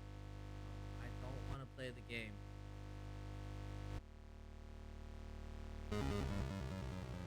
Nope. Nope. No, thank you. I'm good. Night 2. We're gonna be rich. We've caught supernatural stuff on camera before, sure. Doors opening on their own, things falling off of shelves, but nothing like this. Tonight, while we were trying the Spindly Lady game again, one of the candles on the floor lit up by itself as soon as Lars walked into the room. It was nuts, and we got it all on film. We're gonna make a fortune selling this to the TV stations. That's what the candles are for.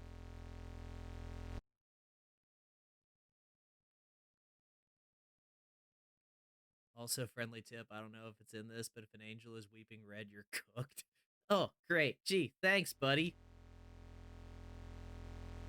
I don't want the thing to be here. No. Please, no. Please leave me alone.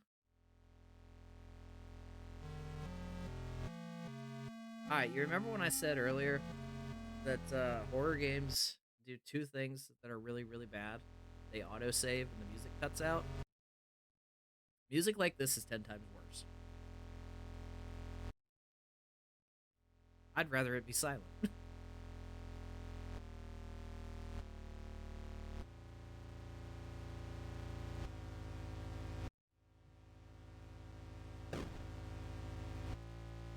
Hello?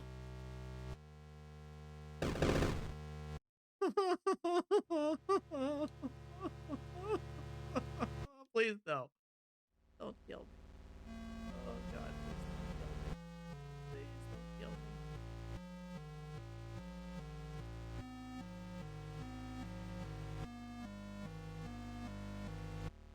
Okay, so it looks like she's down in this room. Okay, we're in the same room. Holy shit!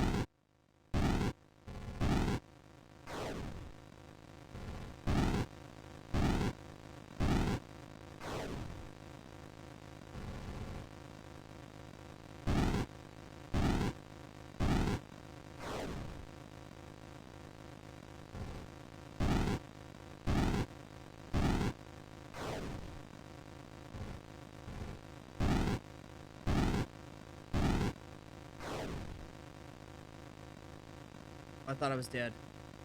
Where'd she go?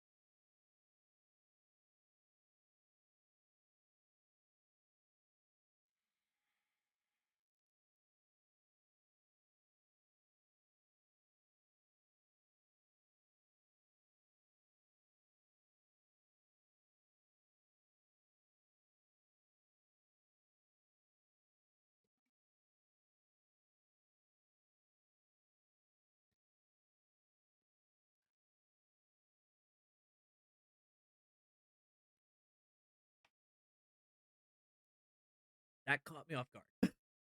Why am I doing this to myself again? Because it's fun. Like, honestly, the story itself is interesting to me. That's I think the biggest reason. The story itself to me is interesting. All right.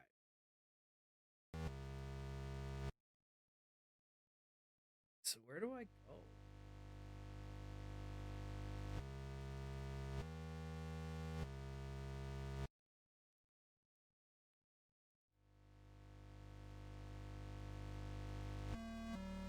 I guess there was that trap door in the main chapel. I could go check that. I kind of also want to check out the cornfield.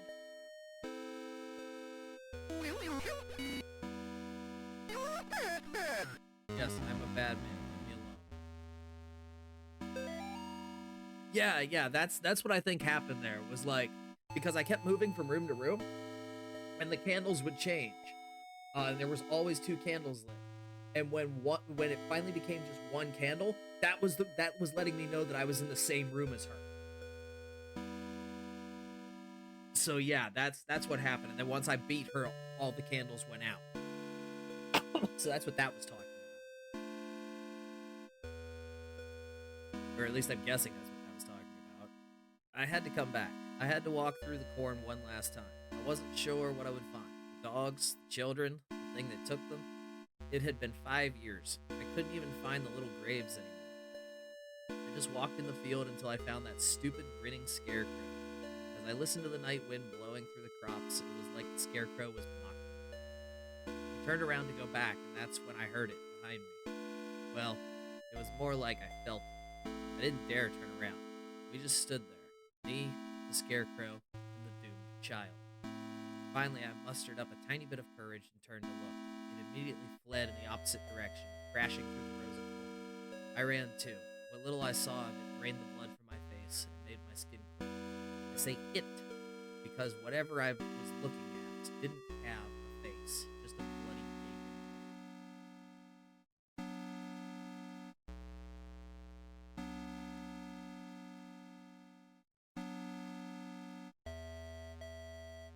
Here. It's even a good idea.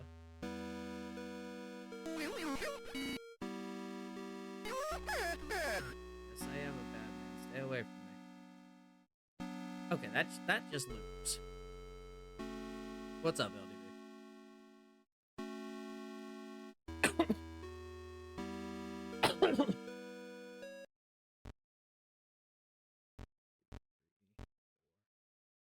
It's the candles for the no the like in the church itself. Like when I would move rooms, different candles would light up. So I think that the what are you doing, cat? Get out of there. I think that the candles were referring to the different rooms in the church itself. Like each like one would light up for whatever room I was in, and one would light up for whatever room she was in. And when they became one candle, that's when I ran into her. I gotta see if I'm missing that.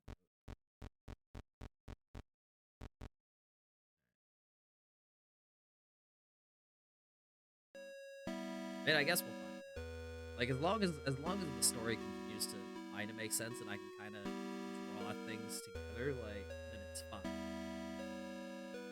right, let's go back into the church. Yeah, I can see the candles are out now. And yeah, so I just walked in, and there's one room to my left because the room to my left is the room with the confessional. So that would be like the bottom row of candles here. And then if I walk up one room, that's the bottom of the main chapel where the underground pit is. This candle here refers to the room that was behind the confessional. And then this one here, like if I walk up one room and I go right one room, would be this room, the one that I'm standing on, this candle. This up here's by the altar, and then this here's is the room where the crosses all fell and said, "Watch the candles." So that makes sense. Dude, the Atari aesthetic on this just makes it so good. Like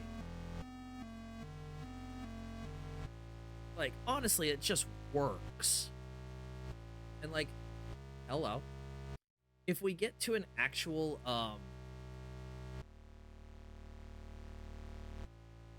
what if I do for the same in the field?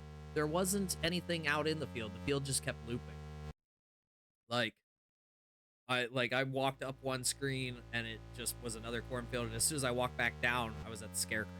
Like, it just kept looping. Chapter 1 had like the forest outside the house. But what if it, all right, fine. I'll go ahead and I will satiate your curiosity. I'm 99% certain I'm right. But I will let you dictate what direction we go. The first couple screens.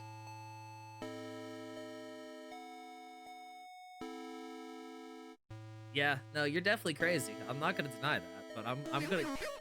No, I will not help you. Go away. I know I'm a bad man.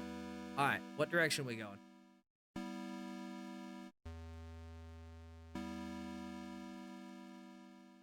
You want me to go up?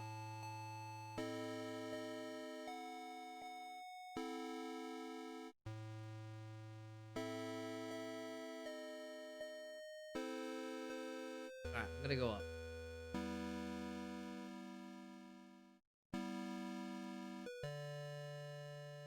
So it should be 1 up, 1 right, then 2 up. All right, so 1 up, 1 right. Oh look, we're back at the scarecrow. 1 up. Go away from me. And then another one. I'm right back at the scarecrow again. And if I walk down, I'm right back at the church. Okay, so no, I was right. Okay, so we solved that mystery. It's okay. It's all right. You're technically right. Better to be safe and not miss stuff than be sorry and miss things that are cool. I don't think there's anything else over here. So I guess we can walk down the trap door. There we go. Darkness surrounds thee. I am not taking the kid to that demon. No, absolutely not.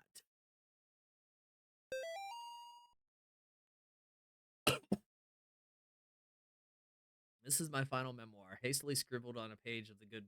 Actually, now that I'm thinking about it, LDB, there was the rock formation at the very start of the chapter, and there was a part where we stabbed ourselves in, like our reflection stabbed ourselves in the eye with the key, and then we were bleeding on the ground. I bet we could have drawn a pentagram. I might go back through and replay this. I mean, yeah, it's multiple endings, so that probably has to do with multiple endings. So I will go ahead and I will do that stuff um in another playthrough of this chapter, because like this one I don't think is going to be as easy as like the the first chapter, where I can get all the way to the end and then just recycle the save. I think I'm going to have to replay the entire chapter over in order to get all the endings. This is my final memoir, hastily scribbled on a page of the good book. I now descend the staircase, knowing full well that she waits for me ahead. Checking my old watch has revealed something quite astonishing. Time doesn't change down here as we know it on the surface. Even now, the hands don't move past 2 o'clock. Hey, it said it was 2 o'clock when we started the chapter. That's interesting. God's work be done. I have been to where only the faintest lights shine and protect from things unspeakable. God help me, Father Clark, a foolish old man going mad in this dark prison, ears bleeding from the screams of the demon. Okay. And yeah, there's a skeleton here, so I assume that's Father Clark. Glad to know this worked out for him. And the music is stopped. God damn it, why? Amy, was that you? Okay. This is a puzzle.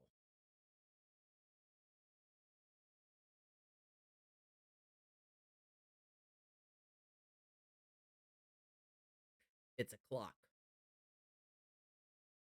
It's a clock. Okay. It looks like a clock, anyways. There's 12 positions.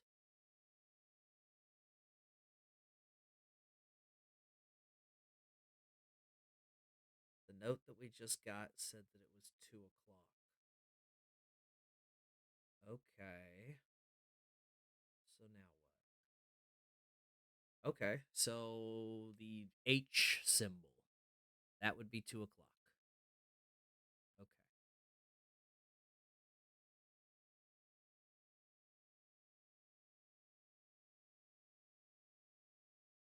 Does anybody remember the rest of the symbols?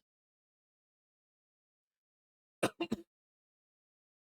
think I know what I got to do. I think I got to walk around the symbols starting at 2 o'clock. Okay. So H, X, T, L, circly, V, rectangle. I should be able to guess the rest from there.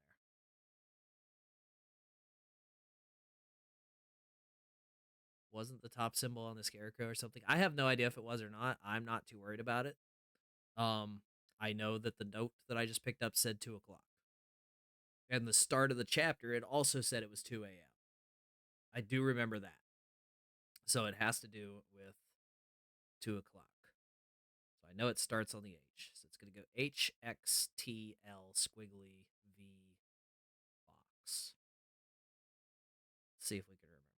I'm certain we have to walk these patterns, otherwise something horrible is going to get us. So H, X, came after X, T, L, squiggly, V, box.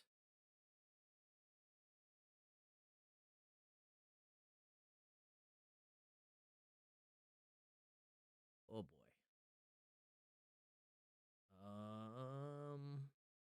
Well, there's only one direction for me to go, right?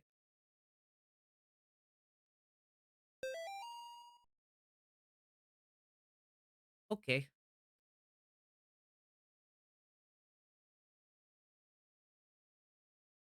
Mother of Demons.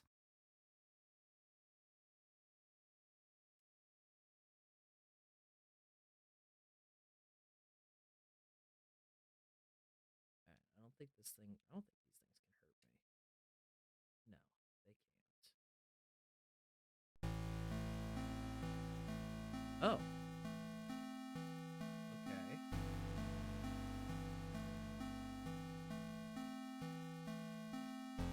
Pair of trees. Am I gonna get out of here? Can I leave now?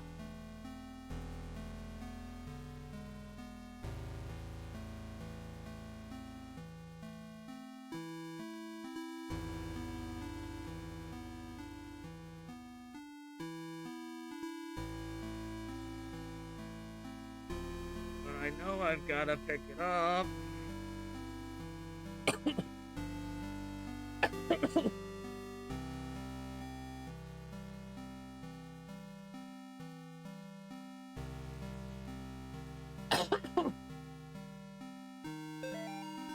Pre-murdered in the latest wave of ritualistic killings, Sterling, Connecticut. The bodies of 3 young people were discovered in the woods outside of Sterling last night in what authorities are calling a ritualistic murder.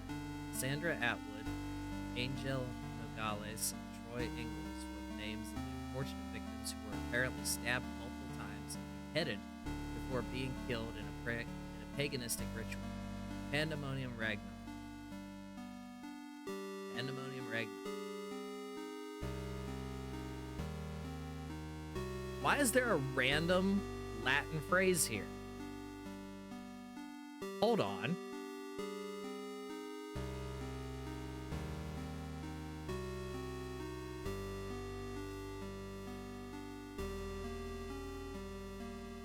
Pandemonium Regnum, Latin for chaos reigns.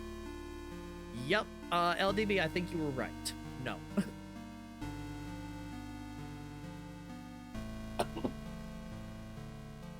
Pandemonium Regnum. Two of the victims' bodies were also partially burned, although authorities would not specify who. The bodies were found several miles from Gallup Cemetery, where residents reported a tomb had been desecrated. They also found trails of blood leading off into the woods. Investigators would not comment on whether or not these two incidents could be related.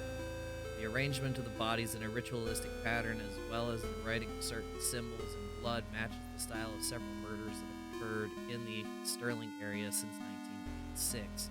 The killings may be connected to last week's brutal slaying of Amy Martin, a 17-year-old girl, by John Ward. Wait. No, we didn't kill Amy. We didn't kill Amy. Ward had impersonated a priest to gain Amy's trust before luring her into the woods and killing her. Investigators are asking residents to report any suspicious activity to the police. Authorities are urging the people of Sterling to not mourn the loss.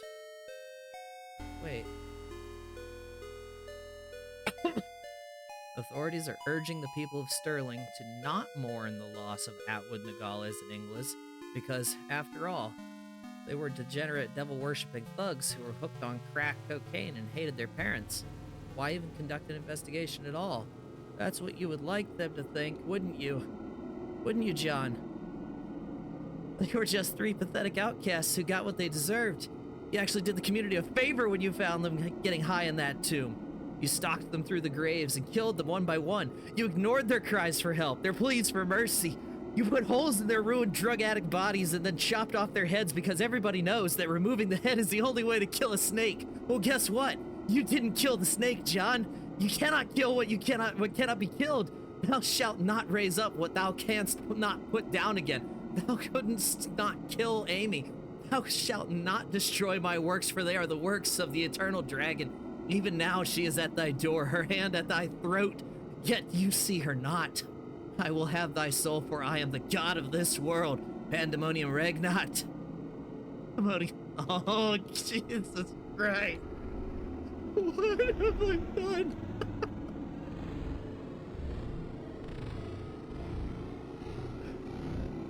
Oh, it's making me go down one line at a time. Sounds like a creepypasta for Garfield or something. I'm here, John. Oh, shit. That's purple. That's purple. Purple's Amy.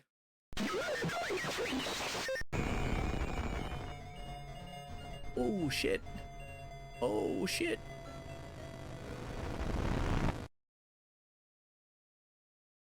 What?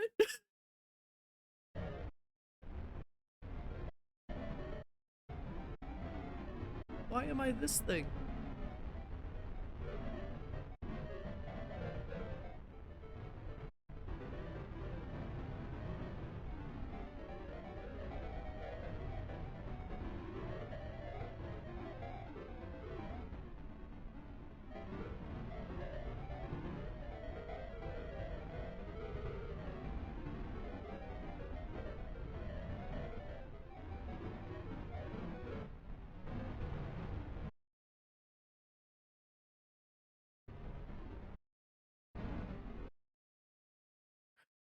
Oh, okay. Okay. There's an arrow. There's an arrow on the right, pointing back down.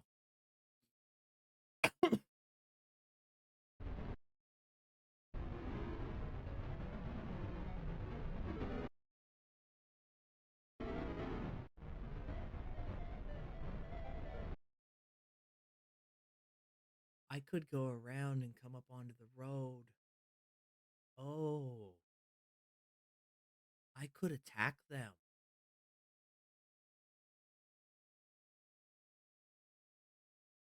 LDB, you remember when you were pointing out that taking the child back, and then I had noticed like we could go back and we could do like the pentagram? This here's probably the third thing we got to do. We probably have to attack these people or something. Okay, keep that in mind, because we're gonna do like I might do a second playthrough of this chapter tonight just to do the bad end, and then we'll save chapter 3 for some other time. But yeah, we probably have to go back down and go back out around and attack these people. So keep that in mind. I don't want to do it on this playthrough because that would ruin uh the good ending probably. So we're just gonna continue. Oh, and now we're back to normal. Hello, people. Behold my silver cross.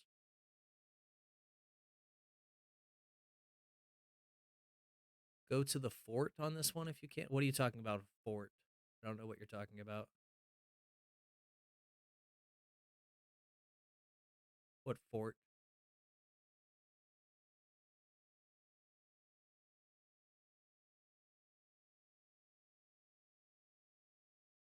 Oh, go to the front on this one. Yeah, so like back down under and around there. Yeah, is probably what I got to do. But I'm already human, so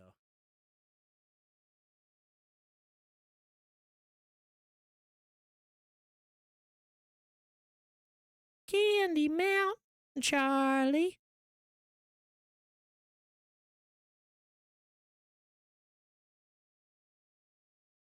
Death awaits. Oh boy.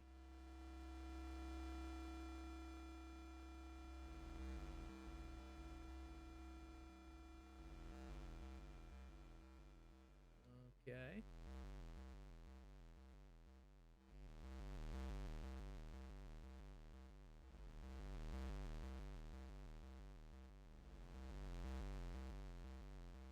Into Davy Jones.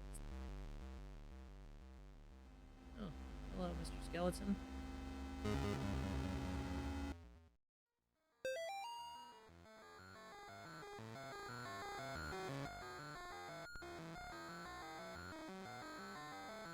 I don't like that. 2 more dead discovered outside Candy Tunnel near Sterling. 2 more bodies have been discovered from the drainage ditch under Snake Meadow Hill Road outside Sterling. The notorious Candy Tunnel, known in the area to be a home to addicts, gangs, runaways, and the indigent, whatever that is, has been the site of several grisly discoveries over the past 3 months. Since May, 5 bodies have been recovered from the drainage ditch leading to the tunnels.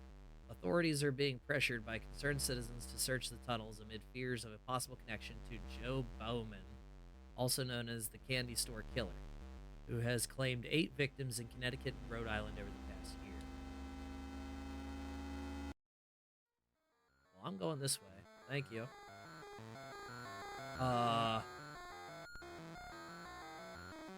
Wait. No. No, that's not right. There was other stuff down here. There was a way out down here. What do you mean? Multiple officers wounded, 1 dead in sewer tunnel shootout. Law enforcement officials are reporting multiple officers down, including 1 deputy who was fatally wounded after an exchange of gunfire in the sewer tunnels near Snake Meadow Hill Road, also known as the Candy Tunnel. Witnesses say they heard the shots approximately 10 minutes after police raided the tunnels, where suspected murderer John Bowman, also known as the Candy Store Killer, who was alleged to be hiding. At this time, it is not known how many officers have been wounded, although it has been confirmed that 1 officer has been killed. Officials are not saying if Bowman was wounded in the exchange, and efforts are being made to recover the casualties from the tunnels. So...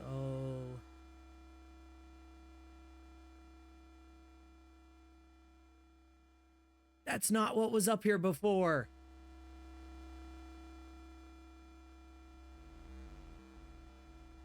That's not what was up here.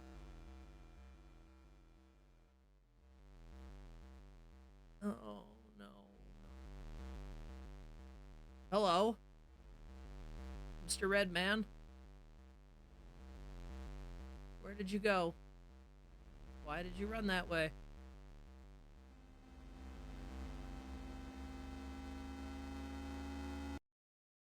Read. 666. When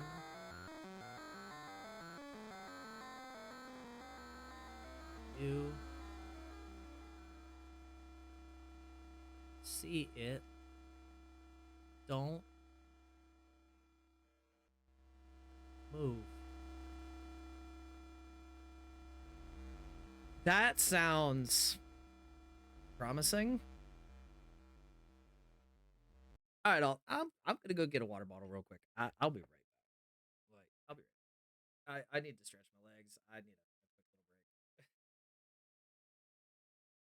little break. I need to move before I'm not allowed to move anymore. Be back in like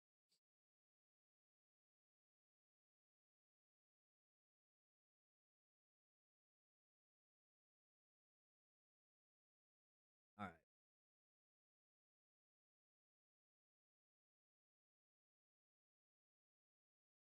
It's not terrifying at all.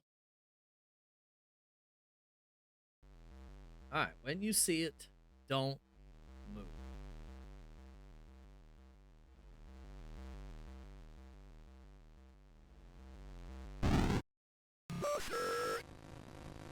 Um. Nope. Not moving. Not moving. Nope. Nope. Have fun. Please go away. I don't want to follow you. I don't have a choice, I guess.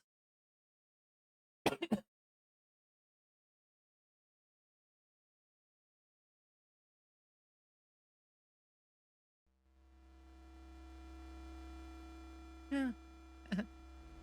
That's comforting.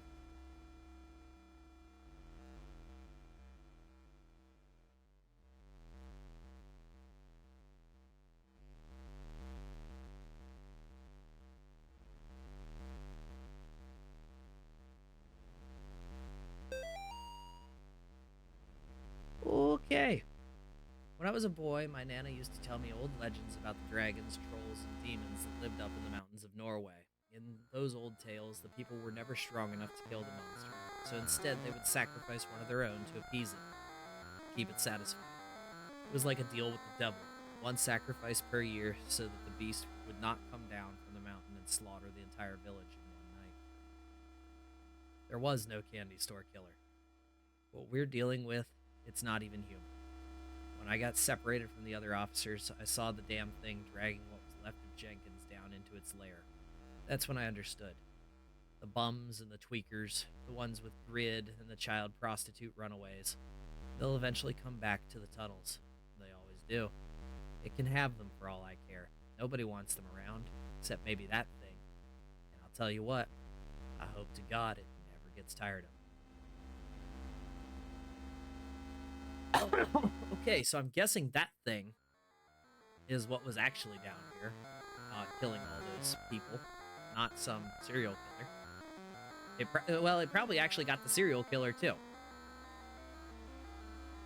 Let's see if we can keep going left. Okay, we can. There's also arrows pointing up there, so we will go up eventually. I want to see if we can keep going left. We can. Okay. And we keep going. Is there more? There is. Okay. Anything else? Ooh, note. This is as far as I'll go to hide my stash. Nobody goes past this. Nobody goes past the first pipe. Nobody except those strange people with their bodies painted red and their eyes like animals. Twice a month they come and pass right through into the deep tunnels. Sometimes I can hear them yelling or chanting. Sometimes I hear something like an old woman laughing. Sometimes I hear things that aren't even human. Whatever they are, they sound really, really big. I will not bless you, child. Tried to jump scare me. That man tried to jump me.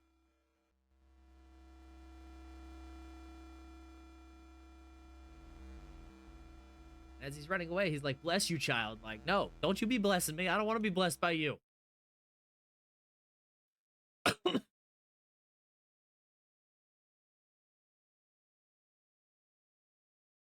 long tunnel. This isn't scary at all.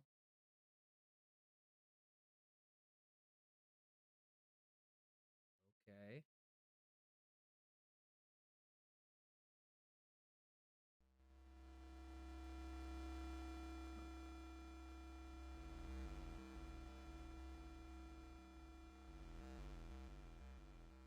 Can't keep walking right.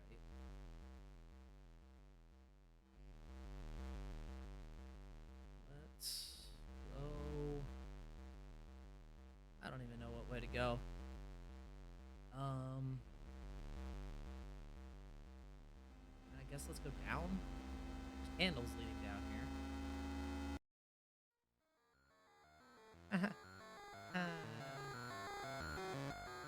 Yeah, this was probably a bad idea. I'm sorry, God. Please save me. God can't save you now. Looks like you're splattered on the floor.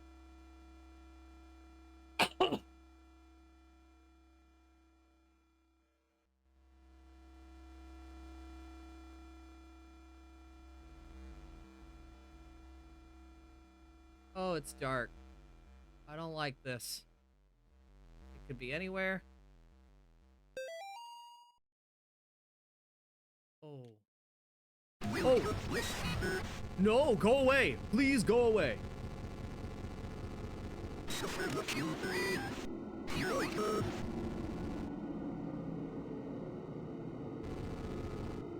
No, please go away.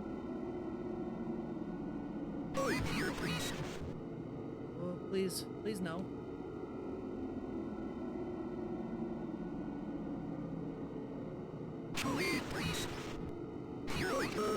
Oh, please don't.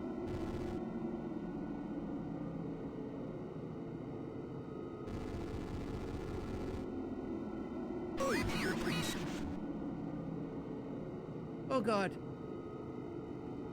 Where is he? I don't want them. I want you to leave me alone.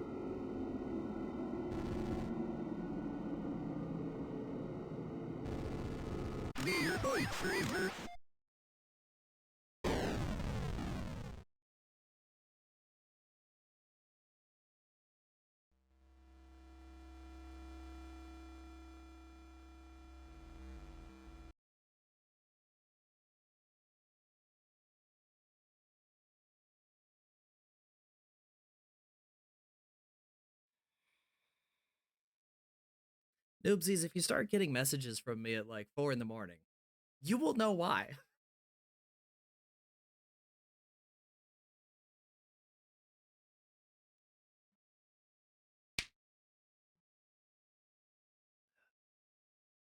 I'm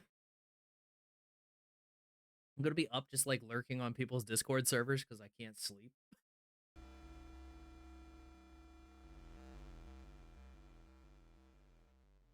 Okay. Yeah, that's not scary at all.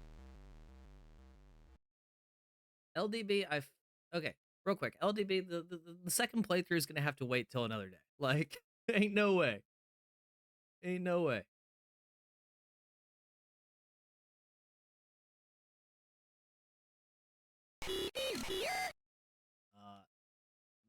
Why would you say that? Don't say that. I don't want you all to know that I'm here. What?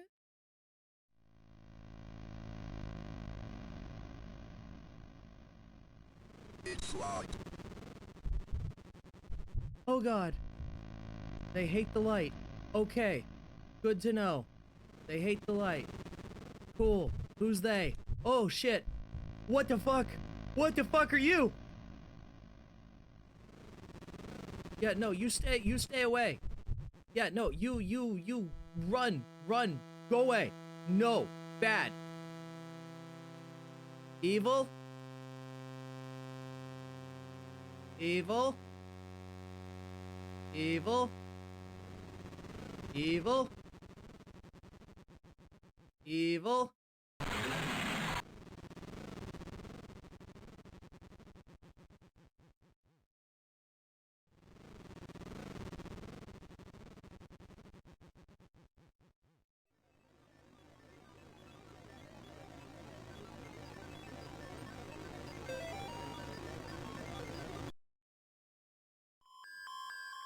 Oh, let me out of here. Please, for the love of God, let me out. Oh! LDB! This is the thing. Yeah! Pentagram, child, monster. That's how we get the bad, like, that is how we get an ending. And I'm guessing because there's an upside down cross, it's probably the bad ending. Okay. Noted. Alright, but now we gotta go back out and deal with these horrifying things. And I don't know where I need to go, so.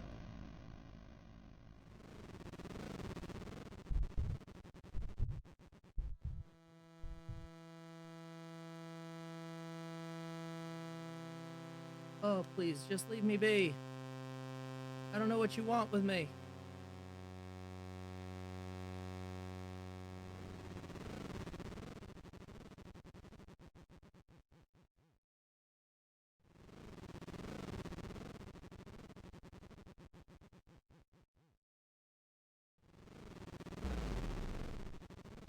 Cool.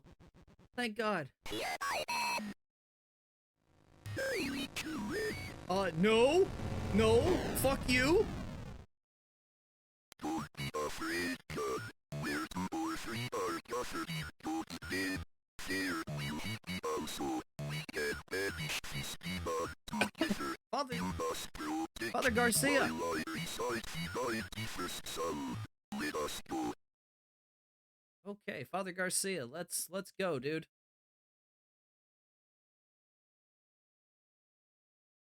Yes, it's true what happened to Amy. You are no murderer, God. There is not much you could have done. But maybe now her soul is at rest. Let us go.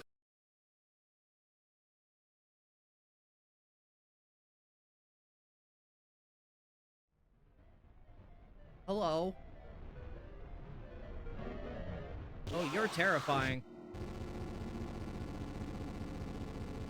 In nomine Patris et Filii et Spiritus Sancti. I will say of the Lord, He is my refuge and my fortress.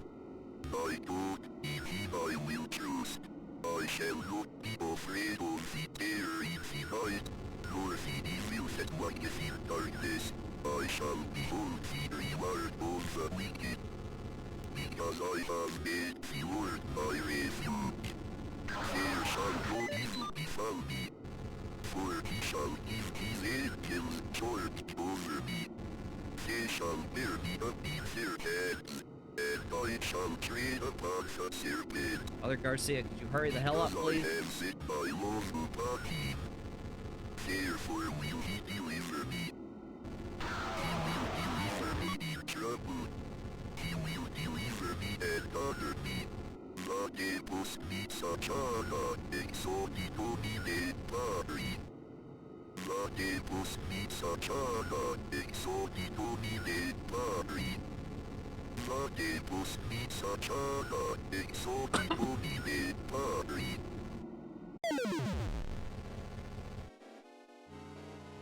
Where'd she go? No, go away. Father Garcia, where are you?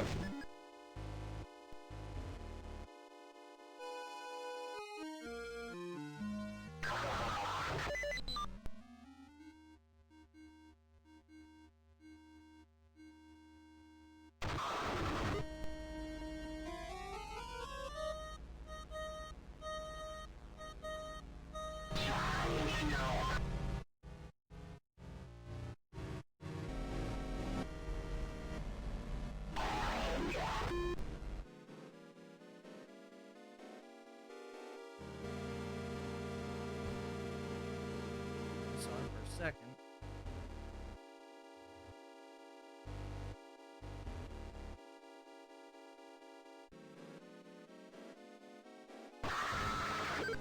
Away. No. You will die. Oh God. He's attacking now.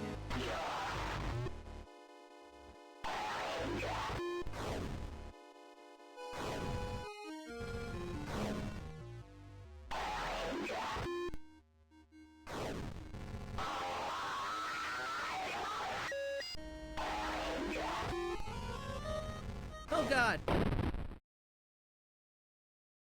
Mortis. Damn. Better not have to do that whole fight again.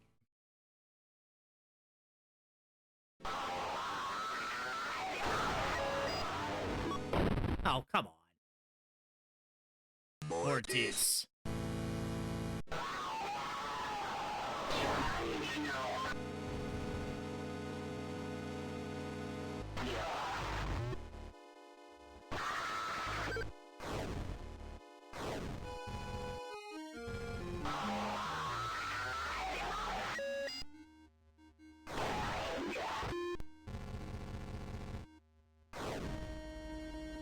Yeah.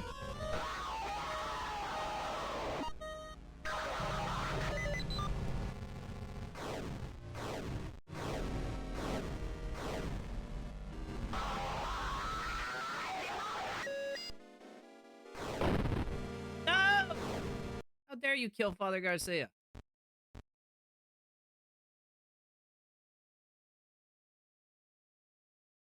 I mean, I guess I could just go ahead and... I don't want Father Garcia to die. Here, kill me, please. Please kill me. Thank you. Mortis.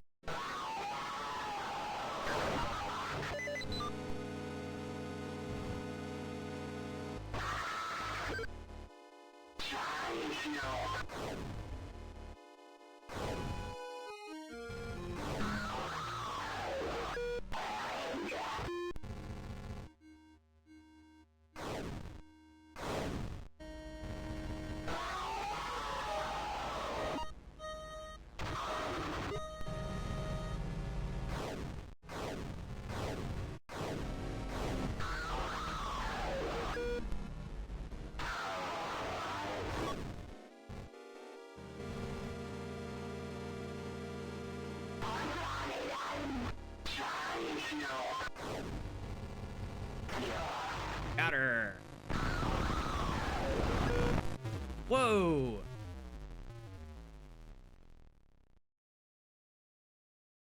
It was all a dream. The morning breaks.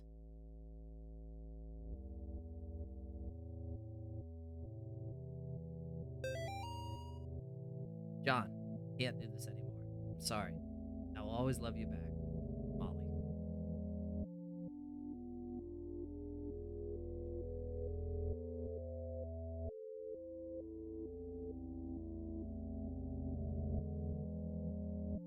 I'm not going in there.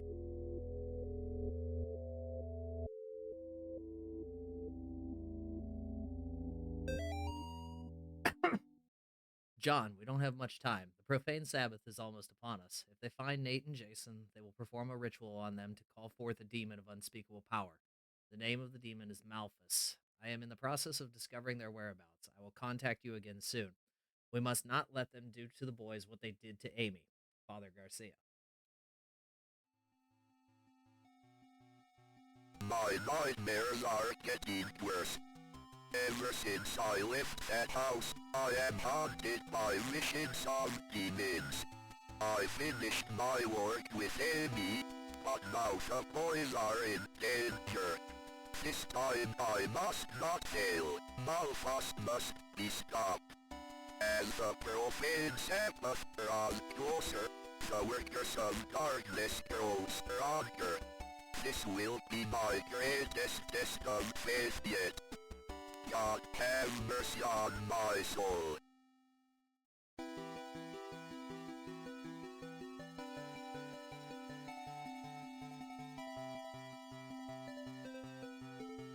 Ending 1. Go forth with faith.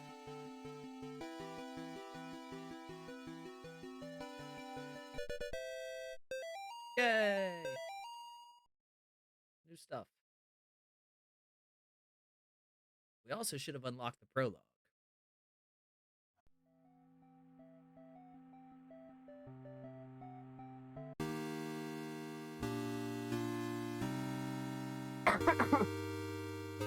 Also, just want to point out, I love how the version number is 1.666. As if we needed more indication that this game is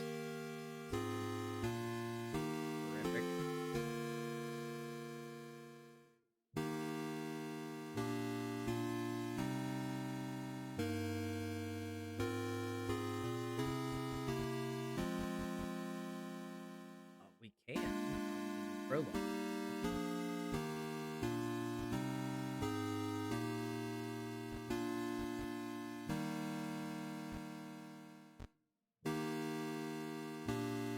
Yes, we did the prologue. That'll take a little while. I don't think that the prologue is nearly as long as the actual main chapter, though. Let's go ahead and we'll do the prologue. Oh, my car is crashed. Okay, that sucks.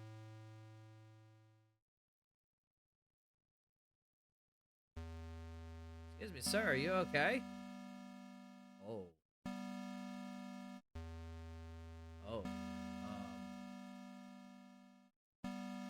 Yeah. Nope. Why is my car on fire? Wait.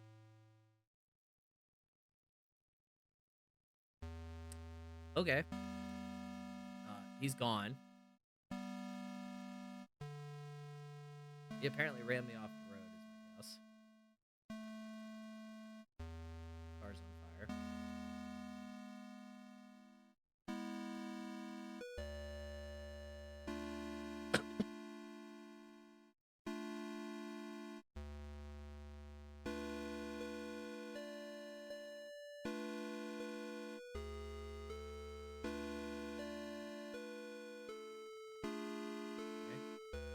Go.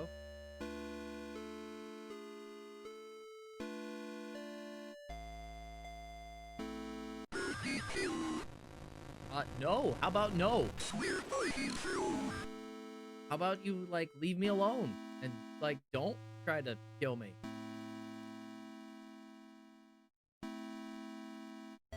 Destroy the child.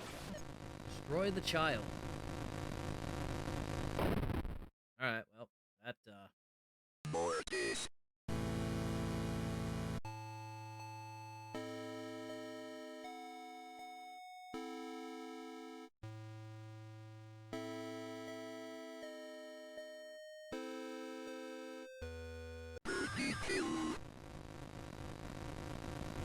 Swear by him.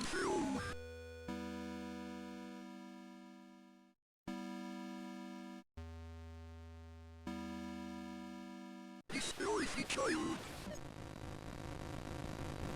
My faith is weak. my faith is weak. My faith is weak. What's up, Mr. Scarecrow? Your face isn't looking so good there, my dude. What gives?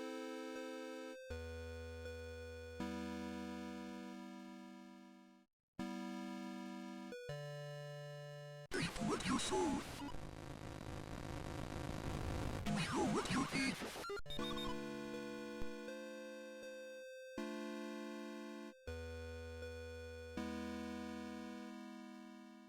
My dude, you don't have a face no more. Oh. That's,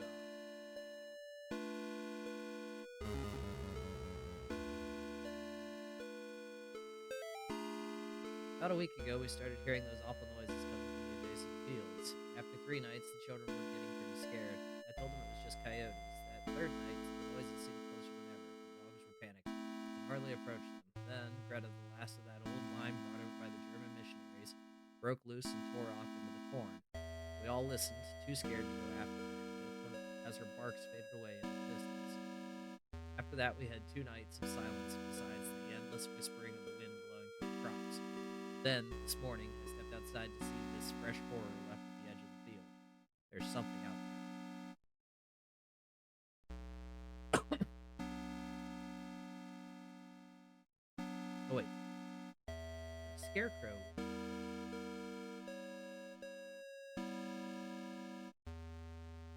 I just can't seem to exercise the scarecrow. Okay.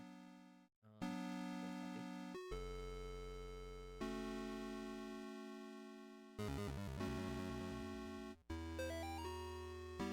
What more could I have done? I warned them not to go into the fields. I warned them against straying too far from the sanctuary. Should Should I have shut them in their quarters and nailed boards over the doors? Now I'm digging 6 graves here in the shadow of the church. 6 little graves, forever looking to St. William. Some of the boxes are empty. The scattered remains we found couldn't fill them all. But I know they're all gone. I know their souls were taken by that thing in the field. I will finish my gruesome work, then renounce the ministry. I don't want to see anyone from the sanctuary ever again. Not even that girl who stayed inside the house last night. I don't believe in the devil anymore. Whatever did this is much, much worse.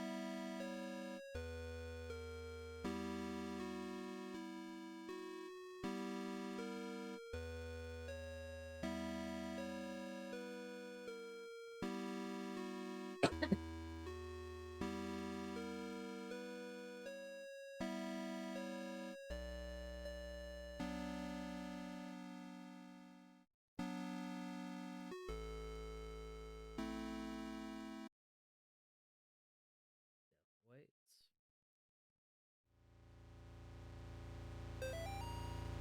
We have a new volunteer to look after the children and take care of things around the sanctuary. Sister Bell.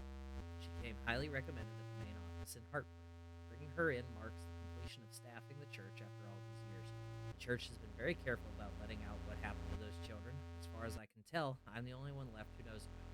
Soon, I'll be gone, and the sanctuary will be able to go back into service, having finally left those dark times behind. We've even received clearance to move in a new group of children, 3 next week and another 3 sometime next month. Okay, so let me just take a moment here to point out that we just had confirmation that there were 6 kids that died at this church. I'm guessing it's like an orphanage. So at this church orphanage, there were 6 kids that died. And this guy writing this note is the only one left that knows about it. And now he's all excited because we get another 6 kids.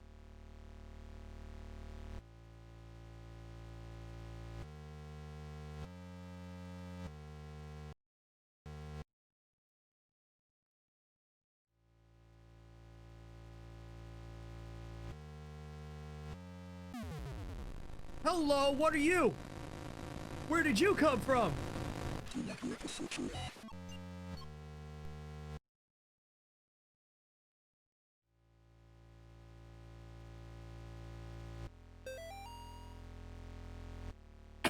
Okay then. Sister Bell seems like a naturally cheery person. But when the new children arrived, she became positively elated. She doles over them constantly, takes them on walks, and tells them stories long into the night. I've seen her engaging in strange behavior. We don't teach the children much dancing or singing besides what's found in the hymns, but I've seen the children dancing around Sister Bell in a circle from time to time. You can hear my heartbeat from here. Yeah, it's moving pretty fast at the moment. But I've seen the children dancing around Sister Bell in a circle from time to time. While they dance, she stands still and looks up at the sky as if listening to something. On another occasion, I found all 6 children standing in a line just outside the cornfield. They were all looking into the field where Sister Bell was standing and talking to them. These odd games don't bother me too much, since she's good with the children. Her cleaning is excellent too. As soon as she arrived, she seemed to just instantly know her way around.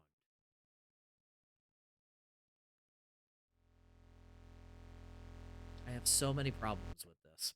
By the way, I just remembered this. When we were playing the normal chapter 2, the guy that first went into the when we first went into the basement, we picked up that note. It was from a guy who had like ripped out a page of the Bible and had like, quickly written his note on it before he died. Remember, he's the guy that said that his watch wasn't moving and it was stuck at 2 o'clock. That guy's name was Father Clark. The guy in one of these notes that wrote one of these notes said that he's Father Clark. So this is in fact the same church. We're getting more information from the past. Oh boy.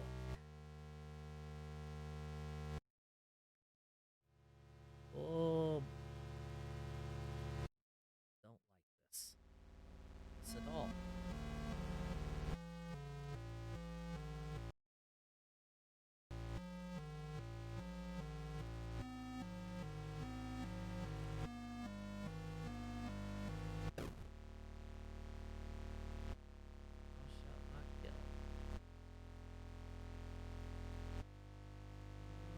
Hey. Cross falling. Don't like that. They couldn't have given me a worse last case before retirement. Old Catholic church out in the middle of nowhere, one missing woman, 4 missing kids, and 1 deceased old nun. The brothers and sisters, or whatever the hell the people that work there call each other. Let me start that. They couldn't have given me a worse last case before retirement. Old Catholic church out in the middle of nowhere, 1 missing woman, 4 missing kids, and 1 deceased old nun. The brothers and sisters, or whatever the hell the people that work here call themselves, are all terrified and worse, superstitious. All except Father Clark, who runs the place. Him and I drive along the farm roads at night looking for signs of the missing people, and he makes for pretty good company. There are 2 kids left. They say they were asleep the night the 4 went missing. They also claim that the woman, Miriam Bell, isn't actually gone. When I ask where she is, they look at each other, then back at me, and tell me to ask her myself. Hmm. Well?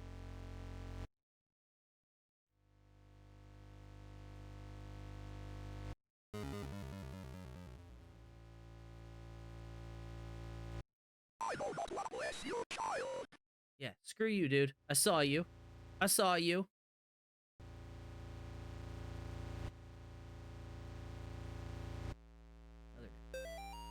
This morning we found these very odd objects around the church. The best way I can describe them would be large, life-size dolls made of sticks and dead tree branches.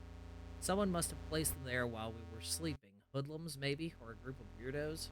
The kids seem fixated on these doll things. They stare out the window at them all the day. I even heard them shout that they saw Miriam standing around them. But when I looked, there was nobody there. Maybe it's the strange behavior of the kids, or the hours of driving these farm roads at night. This place is getting to me. I keep having the same nightmare where I'm standing outside the church, looking out into the fields. I can see people looking back at me through the rows of corn. Their bodies are painted red.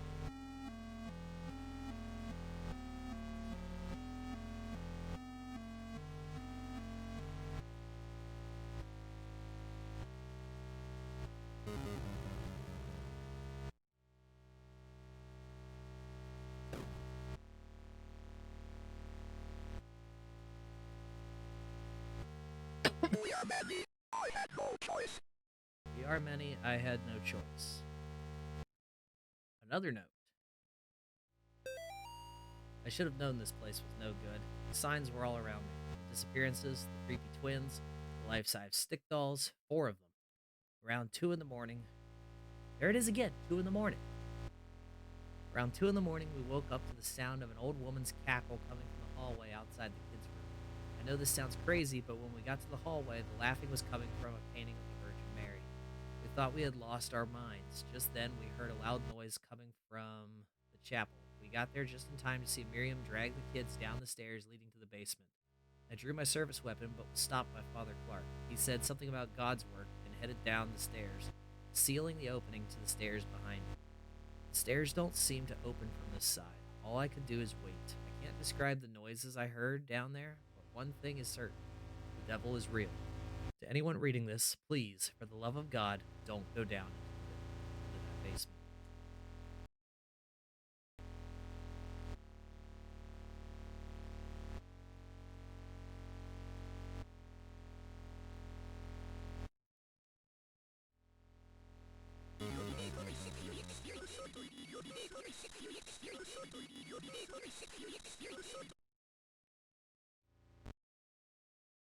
Yeah, no, I'd rather not deal with that right now. Say we have 480 points.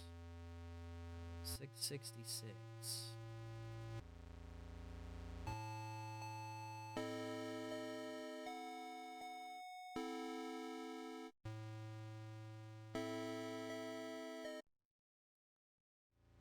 I guess we gotta go into the basement. Find out what happened.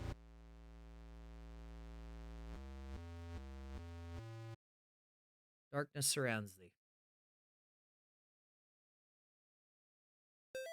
Oh, great. This again. Will you listen?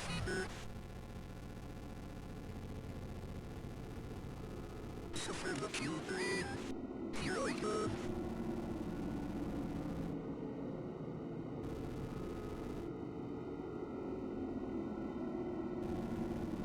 I'm here, please.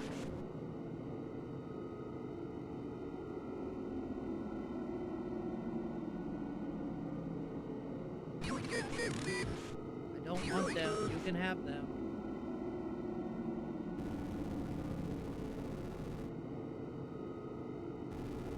May your light forever.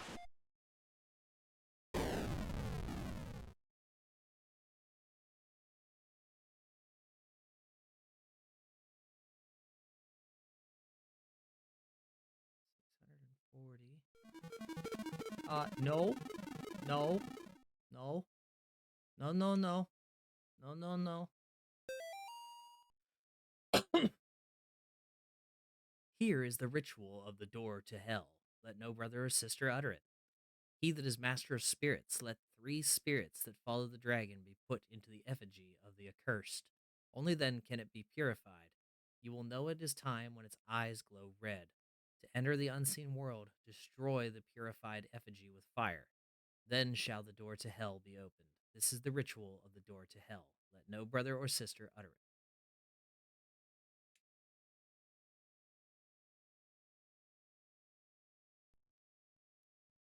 Well, at this point, I could follow the kid up, and that would get me the quote unquote bad end. Um,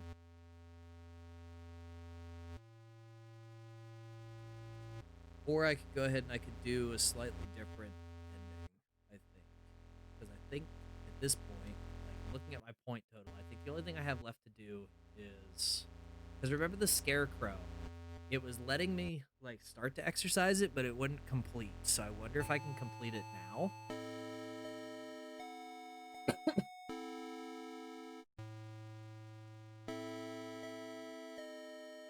Poor puppy.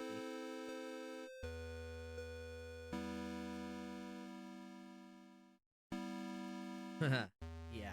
See? Told you. Alright, well, it's a bloody hole at this point, so. Alright.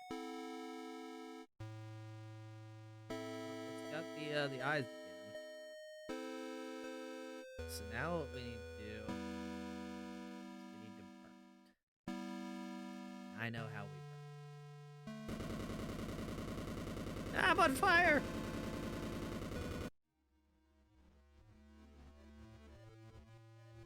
One, 2, 3, 4, 5, 6, 7, 8, 9, 10, 11. There's 11 children on this screen.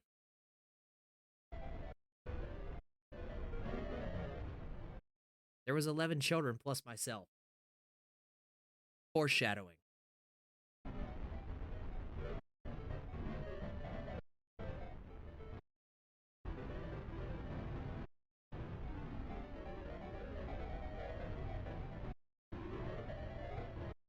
Oh, hello.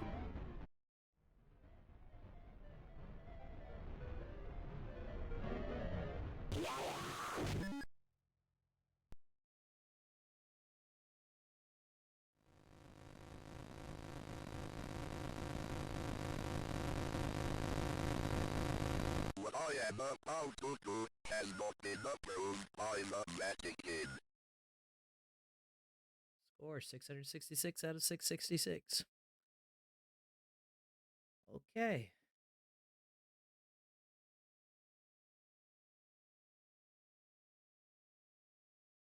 The name of the achievement that I got was My Little One.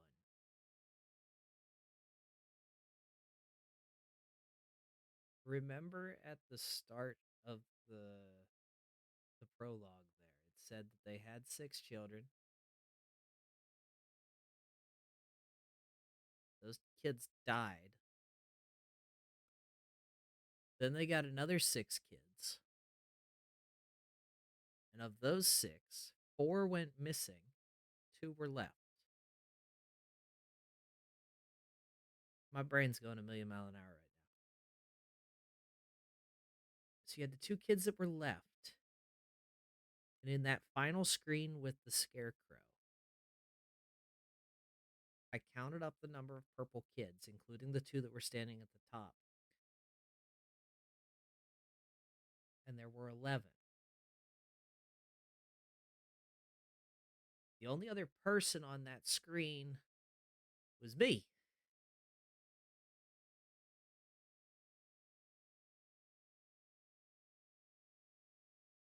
Does that mean that Father Ward is one of the kids that survived? And he just can't remember it.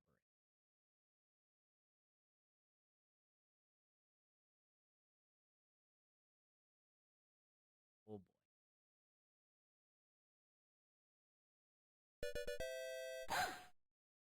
Thanks for playing.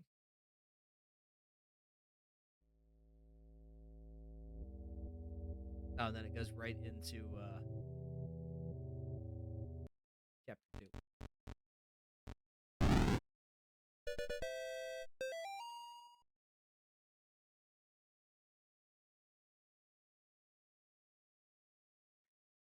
Okay, I think that is enough for tonight. I am thoroughly scared shitless at this point. I need to go change my pants and take a shower. There are tree demons, evil nuns. September 21st, 1987. It's been 1 year since I We gotta first let this went play one more inside time. that So, house. I have to finish what I started. What I am about to do has not been approved by the Vatican.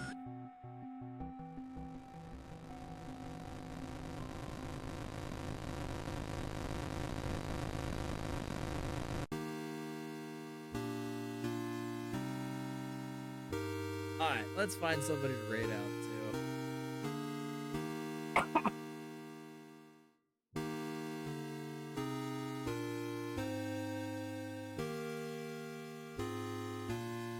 Let's see. Who's doing stuff?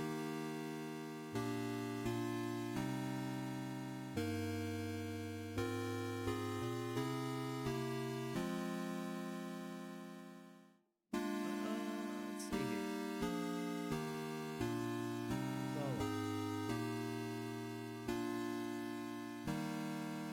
Well, it looks like my only friend that is streaming right now is Puppy. So let's go hang out with Cobalt Puppy for a little while. Thanks everybody for stopping in and hanging out. I appreciate it as always. Thank you for keeping me sane while I scare the crap out of myself.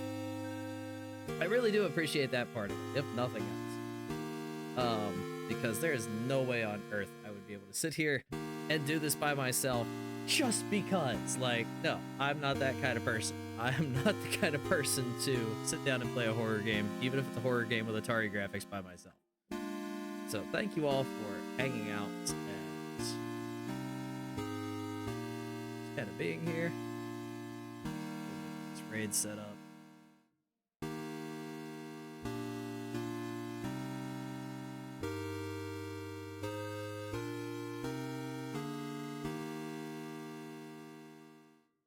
And I will see you all probably tomorrow night for part 3 of Faith. We'll see you all later. Take care. Have a good night.